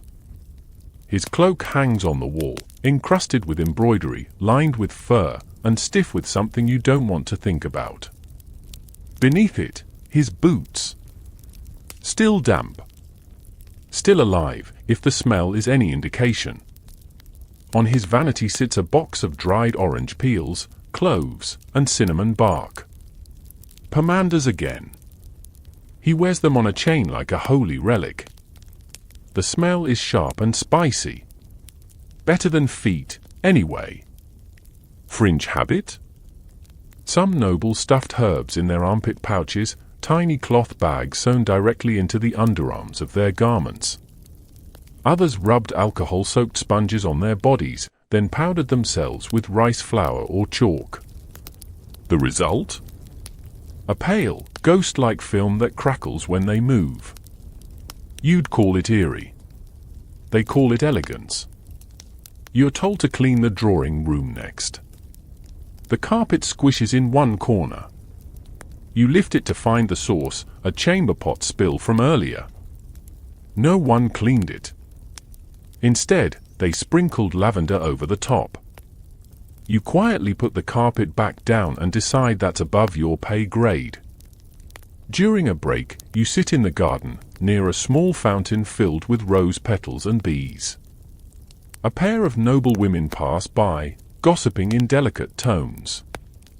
One fans herself theatrically and says, "I would rather reek of patchouli than touch a washtub." The other agrees. Bathing is for widows and whores. You blink. And yet, this disdain for washing doesn't mean they're unaware of how they smell. Quite the opposite. They're obsessed with it. One nobleman you've seen keeps a perfumed sponge in a silver case, which he occasionally raises to his face like he's swooning at his own scent. It's less about actual hygiene and more about symbolic cleanliness. Smell equals class. And if you've got the money to reek of exotic spices and imported oils, why waste time scrubbing? You think back to the peasants, Marta scrubbing her tunic by the river, her son rinsing his feet in the stream. They worked hard to smell less bad. Here, people spend gold to smell differently bad. As you leave the manor, Lord Edmund passes you in the hallway, his cloak brushing your shoulder. He glances down, sniffs, and frowns ever so slightly. "You smell fresh," he mutters. "Been near the poor?" You smile politely and nod. "Yes." You have. And for once, you're proud of that. It's market day again, and the town square is bustling, baskets thumping down, goats bleating, tradesmen shouting about carrots as if they've discovered fire. But something odd catches your eye. A small crowd has gathered by the chapel steps, murmuring in reverent tones. You inch closer, curiosity tugging at your sleeve. They're watching a monk. Not just any monk, Brother Thaddeus, the one who hasn't bathed since the king's last coronation and wears that proud fact like a halo. His robe is brown, though you suspect it used to be beige. His feet are bare, toenails resembling tiny curved shields. And the smell? Transcendental. You'd expect people to recoil. But they don't. They admire him. Children touch his sleeves. Old women press coins into his palm. A pilgrim kisses the edge of his cloak with the kind of fervor usually reserved for relics or exceptionally good cheese. Because Brother Thaddeus is what the village calls a holy stink.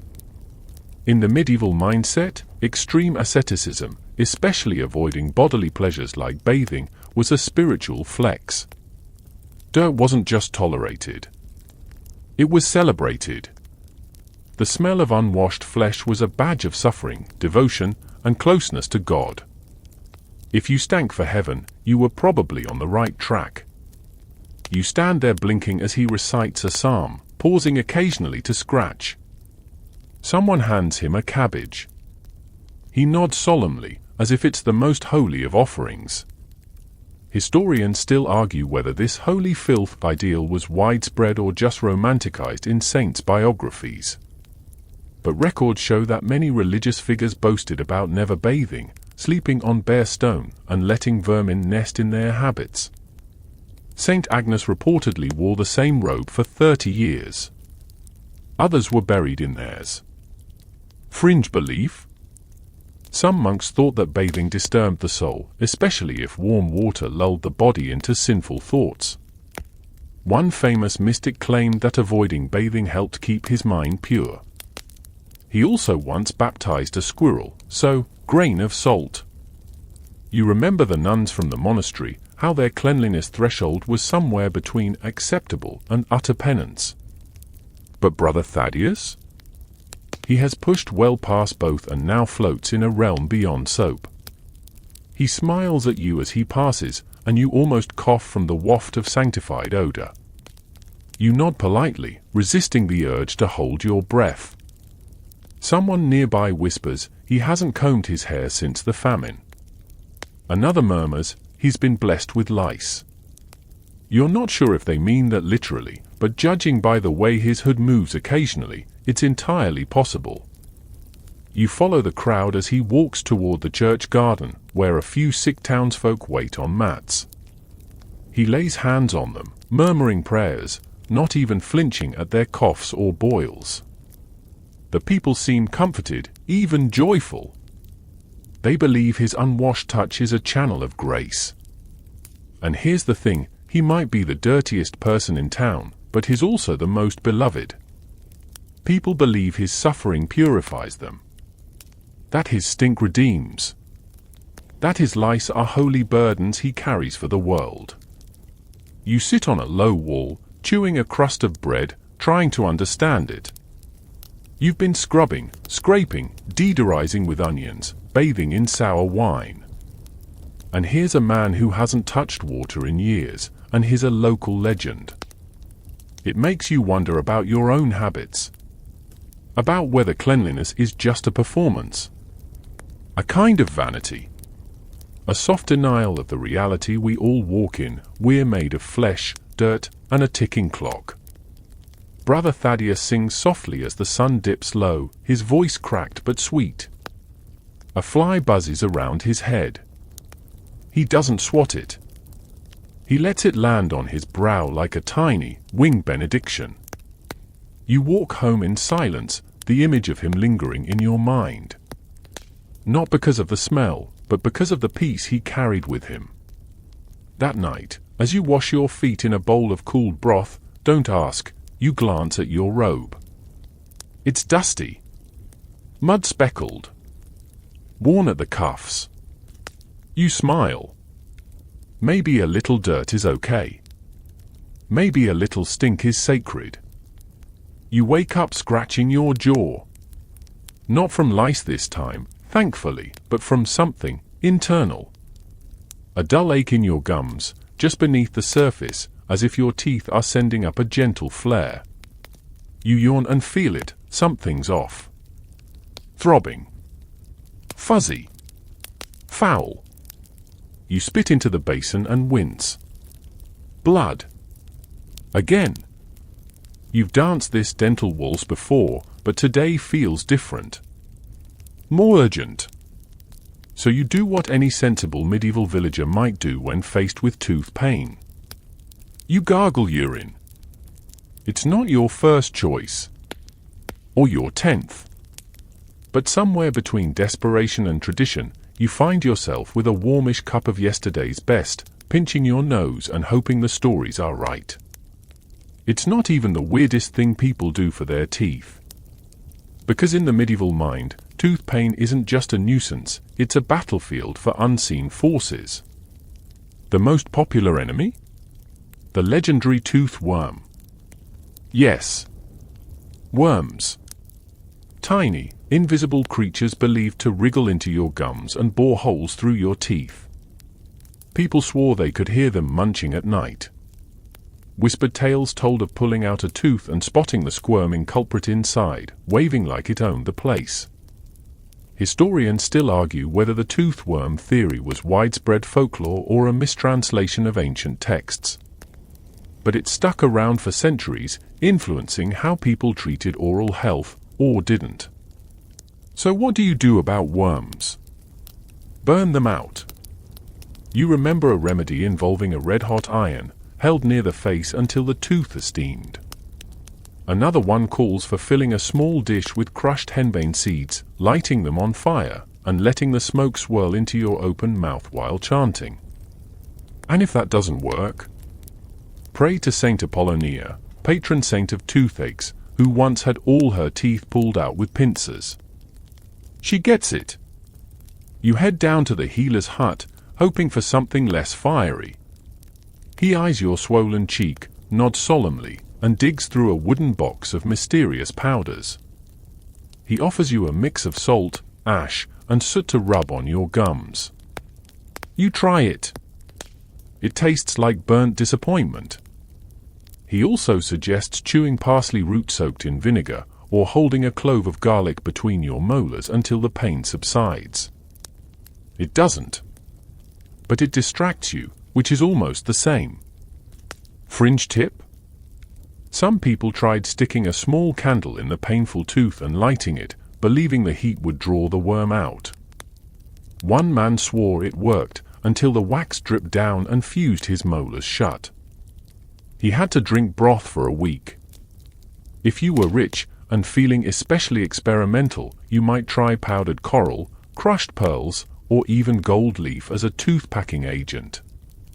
None of it helps, but you get to die fancy. You rinse with more urine. It doesn't get better. At this point, the healer says the word you've been dreading, extraction. You sigh. Not again. You sit on a stool outside, surrounded by curious children and one overly attentive goat. The healer ties a bit of rough twine around your tooth and tugs. It doesn't budge. He tries again. There's a pop, a flash of stars, and suddenly, the tooth's in his hand, along with a bit of something greyish that may or may not be a root. You choose not to look. He drops the tooth in a jar already rattling with others, his collection. You resist the urge to grab yours back. Too late now. He stuffs the socket with wool soaked in wine and hands you a clove. Chew it.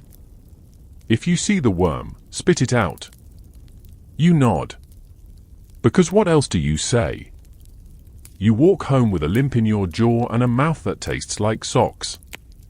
But oddly, the pain's gone. For now. You lie down near the hearth, one cheek puffed like a squirrel, the clove still tucked in your mouth. You think about teeth, about worms, about all the people who never got to chew again after a bad infection. You think about Saint Apollonia and wonder if she ever regretted becoming the patron of such a miserable affliction.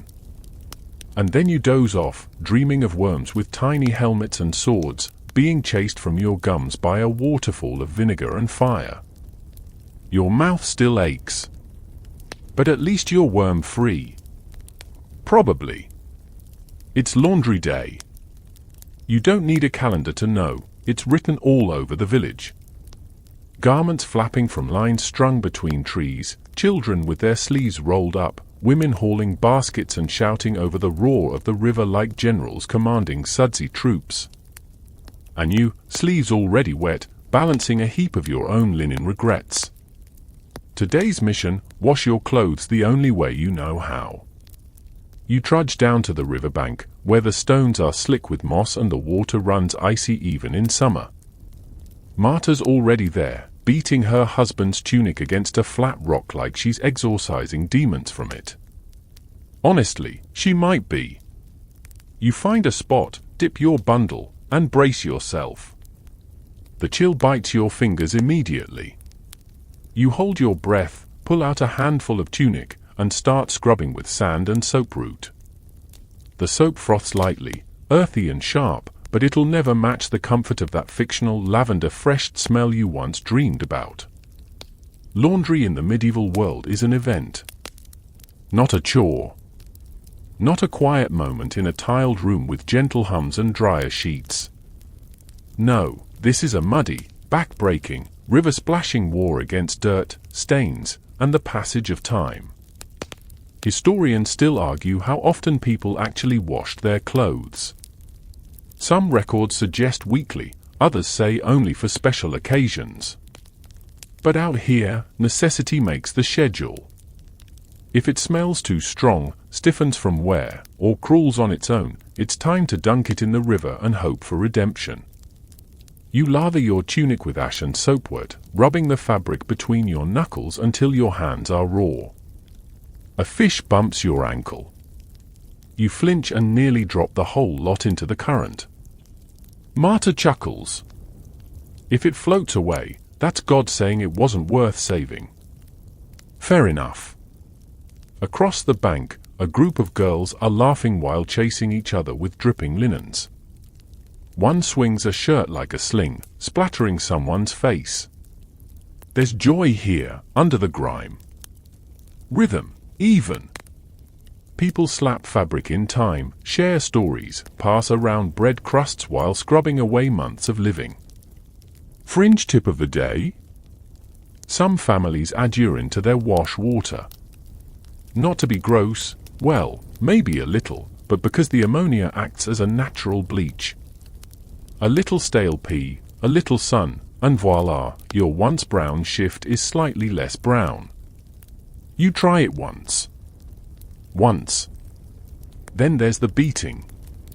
You fold your tunic neatly and start pounding it with a wooden paddle, or in your case, a very determined stick. It feels cathartic. Like punishing your laundry for witnessing too much. You slam it against the stone again and again, until the fibers are limp and your arms are burning. You rinse it in a swirl of current, wring it out with a twist that sends droplets flying, and lay it flat on a bush to dry. Hopefully the dog doesn't get to it first.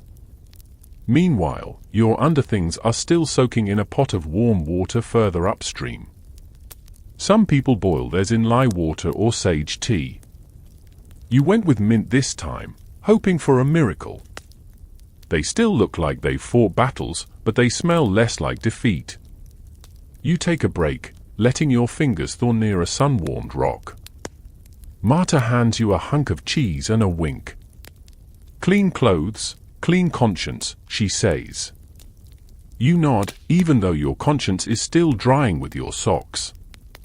By the afternoon, everything's stretched on lines and bushes, flapping like medieval prayer flags.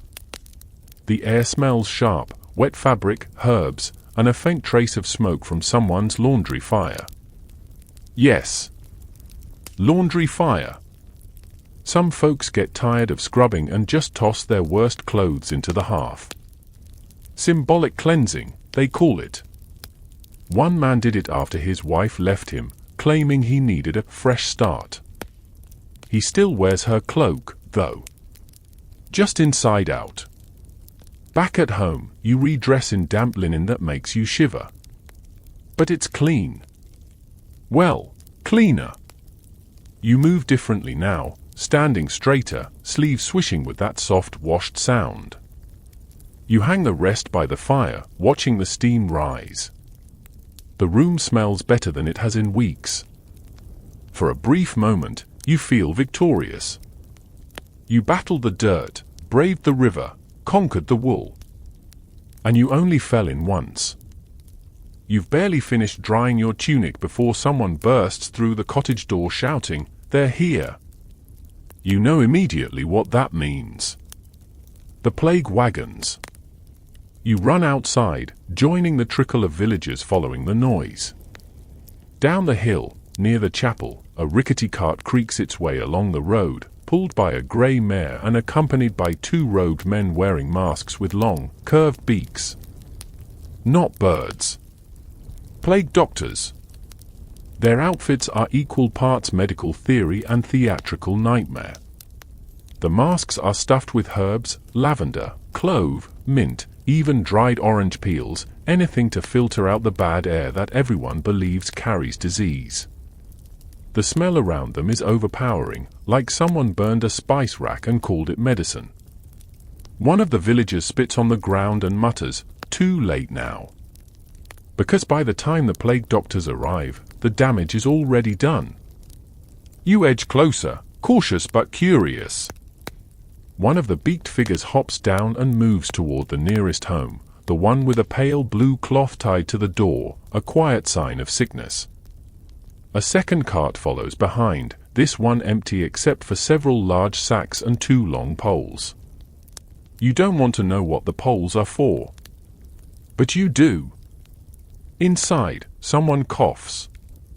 A terrible, wet sound. The plague isn't new, but it never gets easier. One outbreak ends, and people exhale, only to inhale again months later when it returns. This time it's not even the Black Death. It's just another one. A new wave. A new strain. Maybe from a port town, maybe from bad air, maybe from sin.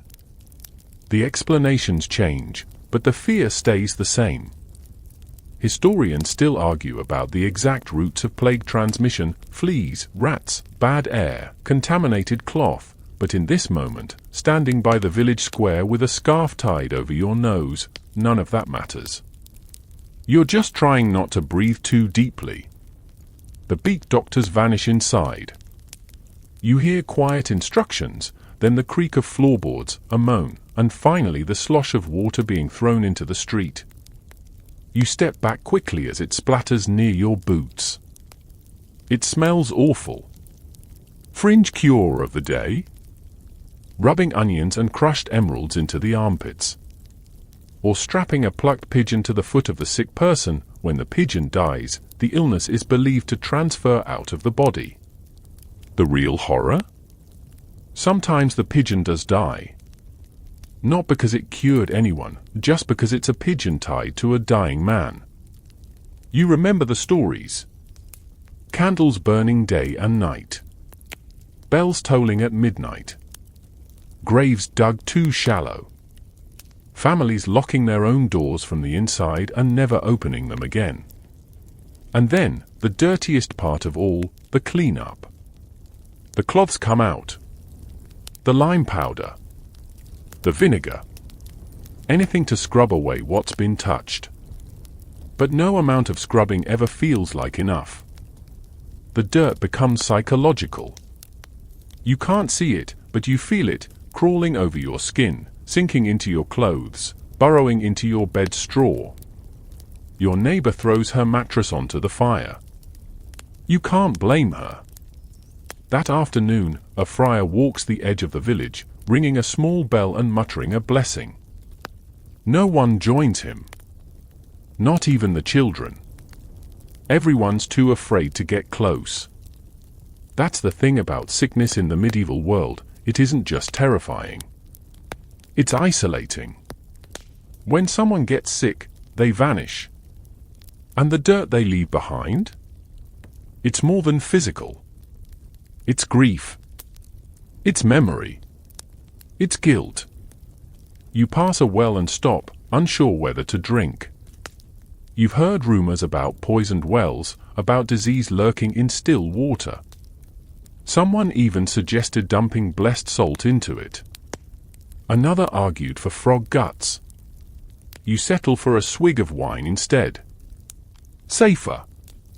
At sunset, the doctors leave. The wagon now carries 3 bodies wrapped in linen. No one cries. No one speaks. There's only silence, broken by the wheels crunching gravel. They disappear down the hill. You head home, heart heavy, the weight of fear clinging to you like a second tunic.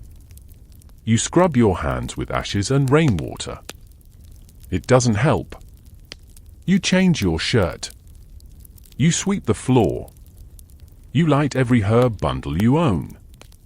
Still, the dirt stays. Because the filth the plague brings isn't just on the skin. It's in the air. In the breath. In the quiet spaces where people used to sit. And in a world with no gloves, no masks, no bleach, sometimes the dirtiest thing you can feel is helpless. You're jolted awake by a shriek, not one of fear, but frustration. Outside, someone is trying to soothe a screaming medieval baby, and it's going about as well as you'd expect. You stumble out, bleary-eyed, to find your neighbors, Tilda and her husband Arno, trying to change their newborn swaddling bands. The baby is red-faced, flailing, and leaking from everywhere. Want to help? Tilda pants, holding up what looks like a linen burrito soaked in goat milk and possibly fear. You hesitate, then nod. Because there's no real saying no to medieval childcare. You dive in, hoping your last experience with babies, holding one for 3 seconds before panicking, somehow qualifies you for this. Your first job? Scrape the cradle. Yes. Literally. The cradle is wood, gently curved, and lined with old wool. It also contains flakes of dried skin, faint brown smudges, and a few questionable patches that may have once been butter. This, you're told, is cradle cap, a flaky, oily scalp condition that medieval babies are practically born with. To treat it, Tilda hands you a wooden spoon, a scrap of linen, and a pot of cod liver oil. The smell is also a religious experience. You dip your fingers in, warm it a bit, and gently rub it into the baby's scalp. He hiccups. You take that as a sign of approval. Then comes the combing. A bone comb, wide-toothed, surprisingly smooth. You gently work it through his scalp, removing yellow crust like you're frosting a cake no one should ever eat. You should have seen him last week, Arno says proudly. Looked like a moldy turnip. You smile politely and focus on the task at hand. Medieval baby care is inventive. Without diapers, babies are wrapped head to toe in swaddling bands, changed infrequently, and often left in cradles filled with moss, straw, or rags. Cleanliness is more aspirational than actual. Historians still argue how often babies were bathed. Some say every few days, others suggest once a week, if that. Too much water was thought to weaken the infant. And when they were washed, it was often with herb-infused water or even thin broth. Fringe baby advice? Dip them in warm milk, then rub their skin with crushed rose petals to encourage pleasant temperament. Another guide suggests whispering blessings while cleaning their ears with a goose feather. You decide not to try that one. Once the cradle is scraped and the baby oiled up like a festival piglet, Tilda moves on to laundry. The baby's swaddling bands, long strips of linen that wrap snugly around the arms, legs, and torso, are soaked in warm water and alum powder, thought to disinfect and toughen the cloth. You help rinse them in a basin by the hearth, then hang them by the fire. They steam slightly. The baby sneezes. You get used to the smell, Tilda says, rubbing a bit of sage under her nose. You nod again, eyes watering slightly. Feeding time comes next. No bottles. No mashed peas. Just nursing, and if the mother can't, a village wet nurse. The backup plan? Goat's milk dripped from linen soaked like a sponge. Not elegant. Not sterile. But it works. You watch as the baby latches onto a damp cloth, sucking determinedly. Arno nods. He's strong. Screams like a bishop. Afterward, the baby is reswaddled tightly, more like a scroll than a child. Swaddling, they say, keeps the limbs straight, encourages strong bones, and prevents sudden movements. It also makes changing him feel like unwrapping an angry sausage. You lift him into the cradle again, gently, carefully. He whimpers. You rock him slightly. His eyes flutter, tiny fists relaxing against his chest. Tilda takes a moment to breathe. He's clean enough for now. It's not a high bar, but it's real. Medieval babies were rarely clean in the way we'd think today. But they were loved. Wrapped, soothed, guarded against drafts with layers of wool and prayers. Mothers hung garlic necklaces above the cradles. Painted crosses on window sills. Sang lullabies that sounded more like warding spells than songs. You stare down at the baby's shiny, cuddled head and wonder how many children didn't make it through the first year. Too many. Illness, infection, bad air, bad luck. And yet, here's one, squirming, screaming, alive. You leave Tilda and Arno's home feeling honored, exhausted, and still vaguely fish-scented. Later, as you change into your evening tunic, you notice a greasy handprint on the hem, tiny but perfect. A baby's signature. You consider washing it off. But you don't. You wear it like a badge. Rain. Glorious, cold, relentless rain. It starts as a drizzle while you're feeding the goats, just a few hesitant drops dappling your sleeves. Then it picks up, harder, heavier, until the sky is pouring buckets with all the subtlety of a drunken baker dumping sourdough starter. And for once, you're thrilled. Because today, this is your bath. You bolt inside, toss your jerkin on a hook, and step right back out into the downpour in your undertunic and nothing else. You're soaked in seconds. And it feels amazing. A proper bath is a luxury. Water must be hauled. Firewood gathered. Tub scrubbed. Soap begged or borrowed. But this? This is free. Fresh. Falling from the heavens like a gift. The kind of spontaneous medieval cleansing miracle you don't waste. You raise your arms, tilt your head back, and let it pour over your face. The rain stings your skin, cold but pure, washing away layers of smoke, mud, sweat, and regret. You can practically feel the lice abandoning ship. You're not alone, either. Down the path, Marta is out there too, spinning in circles with her hair unbound. Children shriek and splash through puddles, wrestling and chasing each other like miniature swamp beasts. One man is scrubbing his shirt against a rock while still wearing it. Another lifts his tunic to let the rain reach under, no shame, no hesitation. The entire village, it seems, has declared this an unofficial cleanliness holiday. Historians still argue whether peasants regularly used rain as a bathing solution or just considered it an inconvenience. But you know what? On days like this, the line between hygiene and celebration is very, very blurry. You dash inside for your soap. Well, what passes for soap? A small ball of hard, grey-green goo made from lye and leftover fats. It smells like burnt bread and onions, but it gets the job done. You lather up under the eaves, scrubbing your arms, your face, even your feet. The rain turns sudsy around your toes. You feel reborn. Fringe tip of the day, some folks add ash or crushed rosemary directly to the soap to make it exfoliate better. You've tried that. Once. Ended up smelling like a burnt roast. Never again. You rub your scalp vigorously, letting weeks of grime rinse down your spine.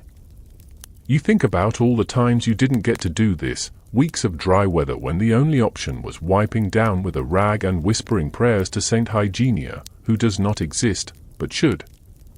And the best part? You don't have to share this bath with anyone, no mossy tubs, no communal bathhouse stew, no questionable floating objects. Just you and the rain. You strip off the rest of your clothes and rinse them too, laughing like a lunatic as you wring out your undertunic and slap it against a tree. A goose stares at you, unimpressed. You salute it anyway. Across the field, someone's singing. A real, honest song, not about saints or taxes, but about soap bubbles and bare butts. It echoes off the thatched roofs like music from another, cleaner world. You look up. The clouds are splitting, the rain easing into a soft mist. Your teeth chatter a little, but you're cleaner than you've been in days. Maybe weeks. Even the air feels different, lighter, like the village itself just took a long overdue bath. You grab a dry tunic and drape it over your shoulders, steam rising from your skin. You wriggle your toes in the mud. The dirt will come back, of course. But for now, You're pristine. You head inside, towel off with a rough linen cloth, and hang your damp clothes by the hearth. The room smells of wet wool and minty soap. You brew a cup of warm broth, wrap yourself in a blanket, and smile. Because sometimes, in the age of filth and fever, all it takes to feel alive is a good, soaking storm. Let the nobles keep their perfume and powdered wigs. You've got rain. And it actually works. You wake up to the scent of rosemary and soap. Real soap. It's faint, but it's there, cutting through the usual musk of smoke, dried sweat, and damp wool. You sit up slowly, half convinced it's a dream. But no. It's coming from outside. You pull on your tunic, grab your cloak, and follow the trail. Down in the village square, a man in a crisp, fur-lined robe is drawing a small crowd. He stands beside a cart filled with wooden boxes, each stamped with a wax seal and labeled in clear Latin. The crowd murmurs. Some are skeptical. Others excited. He's a soap merchant. Imported Castilian olive oil bars. Thick French soap scented with thyme. Even black soap from the East, made with charcoal and exotic oils. You step closer, inhaling the heavenly fusion of clean linen, flowers, and something sharp and medicinal, real cleanliness. Not onion deodorant. Not sour wine dabs. This is the stuff people in legends probably used before going off to slay dragons. You eye a cube of hard, pale soap and reach for it. The merchant chuckles. Careful, this one's for noble skin. Yours might not survive it. You raise an eyebrow. He's joking. Probably. But there's truth in it too. After all, most villagers still wash with lye soap, harsh and scratchy, made from wood ash and animal fat. If it gets in your eyes, it burns. If it gets in a wound, it screams. But soap, true, luxurious, imported soap, is becoming more common. Slowly. Carefully. The tide is turning. You hear whispers about new guilds forming in larger cities. Soapists in London. Perfumers in Florence. Nobles are commissioning personalized scents, paying gold to smell like citrus and sandalwood instead of old meat and mold. A revolution is brewing. And here, even in your muddy village, that change is trickling in. You purchase a small sliver with your last copper coin. Marta claps when you show it to her. She brings out a basin, heated over the hearth, and you both dip your hands in reverently, lathering until the suds swirl like clouds. It's simple. It's magic. The smell clings to your skin long after you dry your hands. Clean. Sharp. Real. Historians still argue whether widespread use of soap in the later medieval period truly changed hygiene, or whether it was just symbolic, another sign of wealth, like clean fingernails or white linen. But something shifted. Slowly, yes. But permanently. In some cities, laws were passed encouraging public bathhouses to use soap. Monasteries began making it in-house. Royal courts embraced it as a symbol of sophistication. And for the first time in centuries, people started to smell better. Fringe note? The most prized soap of the day came from Aleppo, made from olive oil and laurel. Hard, fragrant, and long-lasting, it became a hot item on trade routes. Owning a bar was like having gold that cleaned your armpits. You keep your soap wrapped in cloth like a relic, using it sparingly.